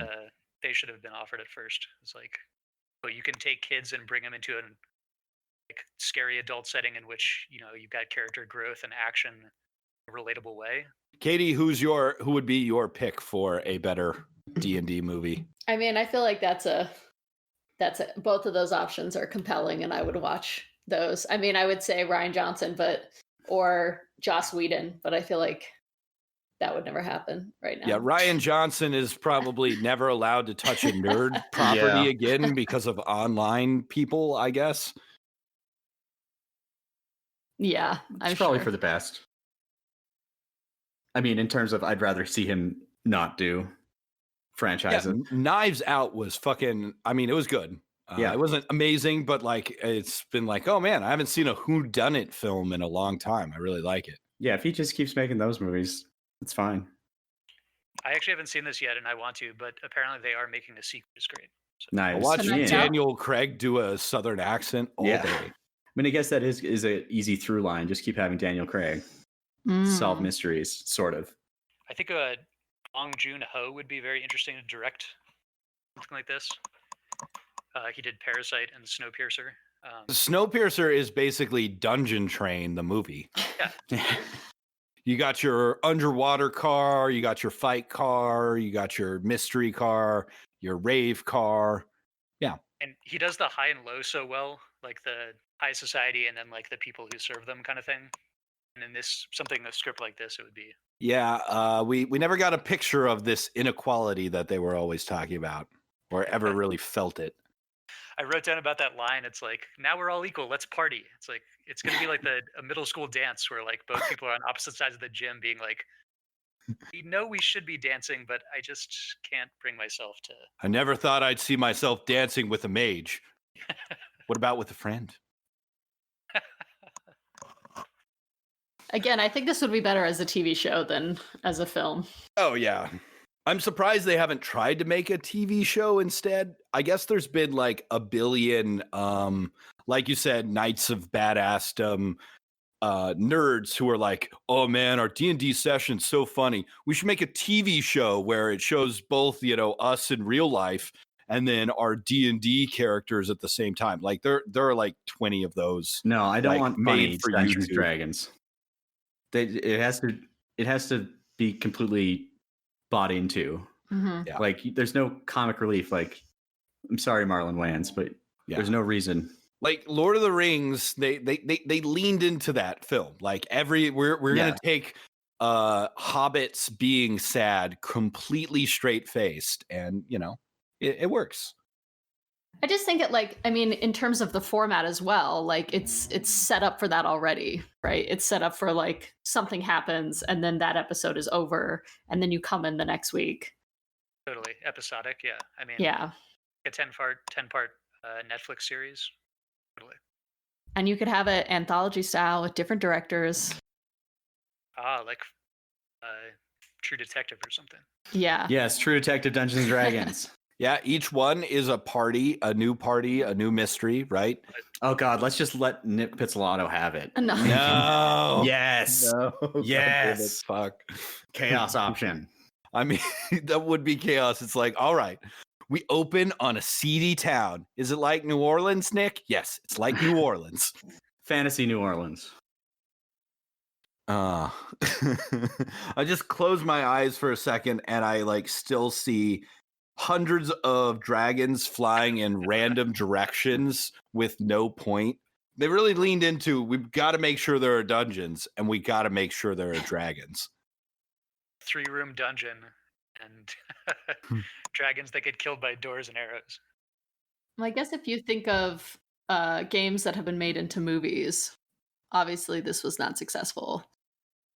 But No. I'm trying to think of ones that were like Mortal Clue. Kombat. Clue. Mortal Kombat. There was a Rob and I were talking about this earlier. There was an ill-fated '90s version of Vampire the Masquerade called Kindred the Embraced. Yes, I remember that series on Canadian production. Was it? It was a show though. Yeah, it was. Sorry, that was a TV show. Not a movie. Yeah. No, I remember that. I think Adrian Pastar. Yeah, it's not bad. I don't dislike it. I didn't know it was very cheesy. Vampire Masquerade one. Yeah, it's all vampire lore. It's all the Bruja and Treme clans. It's all the like vampire lore. Yeah, have there been any other adaptations of role-playing games? So they made I don't know if you guys have seen Things from the Flood, but they have a role-playing game of that is a lot of fun. Now it's a Netflix or Amazon show. Wait, what? What one? Things from the Flood? It's like I described it on an earlier podcast. It's like Wes Anderson made a Nordic Stranger Things. Do you mean Tales from the Loop? Did I say? Oh yeah, sorry, Tales from the Loop. Things from the Flood is the sequel. Sorry. The first season of that show was shot in southern Manitoba in Winnipeg. Oh, okay. Which why it looks so flat and snowy, flat and barren. Yeah, I still have to watch it, but it's very good. I think we can all agree that the big tragedy here is that they were given so many good pieces. Like $35 million is a lot of money. D&D franchise is like full to the brim with interesting characters and storylines. And then you get Jeremy Irons, who I think this is post Die Hard 3. You know that he can do a villain that's compelling and interesting. Yet with all of this, you end up with Marlon Wayans hitting his head on the door for him. It's just like, I guess it's like there's what's missing here. It's like Courtney Solomon had never made a movie before, or maybe even written a script before, and that's what's missing. You can make a great movie on an iPhone, but you can't make a great movie without a script. That's, I think, what we found. But you can get the lines of a dwarf talking about, you need a woman with meat on their bones. It's just like, God damn it.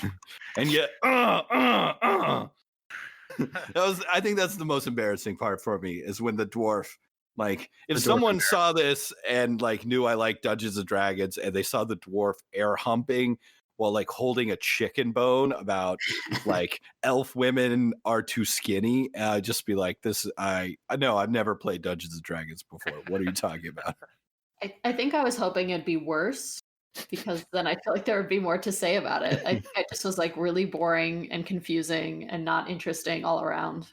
So I don't know what there's to say about it. I mean, there's that like Troll 2 where it's like so good it's bad, or so bad it's good. And then you get some that are just like taking itself seriously and it's bad because they tried so hard. And this is like a weird uncanny valley. Yeah, it's just boring. Yeah. There's nothing interesting about it except to talk around it. Yeah. I bet the second one is going to be what we're looking for, which is like, the second one sounds interesting because it's all fan service. Oh, you know that's going to be bad, right? Yeah. They're like, I'm going to cast Fireball. I need a pinch of sulfur and bat guano. Wink, wink. Just like in the spell description in the rule book. Yeah. God damn it. Oh, that'll be good. How far away is that ranger? I'd say about 119 feet. Oh, he's in short range then. It says the spells cast by wizards are accurate renditions of the ones from the RPG, in that spells are not cast at will, but must first be memorized and are limited in numbers. Let's get let's get some hearts going for some fancy and chat casting. Hell yeah. None of this magic sand bullshit. So are we going to do number 2, or are we going to jump to 3 and come back to 2? Oh, I think we should. The commentary track is spoken by Lida, Krusk, and Jozen, who quip about the action on the screen. And apparently those are characters from the D&D rule set? Yes. In 3rd edition, there's sort of the iconic dwarf and rogue that are like depicted in the art, and you're given a sample character sheet for, which is super weird. And so they have an in-character commentary track on the DVD commenting on the action. Oh my God. I'm worried that we're not going to be able to watch this together because we won't be able to get copies of it. I'm sure you can torrent it somewhere. Has anybody like taken the time to rip it? Is it like good enough to steal? I gotta say, I was also super disappointed that they had that cool like box of illusions where you like push the button and something happens. Yeah. And they carry it around for like 2 or 3 scenes and they never use it. Yeah, why not use that to scare some fucking guards away? Yeah, that's like leitmotif or like just basic ass like show a loaded gun, it better go off. Maybe they went over their CGI budget, or like we can only show it once. Or I honestly, that's fairly accurate. I give my players magic items all the time and they fucking forget about them. And they're like, It's true if you've got like 9, anything. but I think that like he's carrying around like a tiny dagger and nothing else. He's got to think like maybe I should use something I'm. All right. Does it sound like time to say goodbye? Okay, everyone. All right. Well, that was lots of fun. Hopefully it was entertaining for all of you. Katie, Adam, Sam, thank you so much for joining us. Thanks so much Thank for you. coming on and suffering through with us, friends. We appreciate your guest starring. Thank you so much for having us. I would like to leave us with a quote from Andrew O'Hara, who writes, quote, "This fantasy crap, fake effects and all, betrays princes of dice, masters of graph, and wielders of bomb." Thank you. All We've right, been everybody. betrayed. I mean, this is my other favorite thing is fans feeling betrayed. Yeah. So. Thanks for listening, everybody. I hope that you enjoyed our suffering. Hopefully you can follow along and listen as well. This has been Dungeon Master of None. Have a great week. Stay inside and keep rolling them dice. This is not a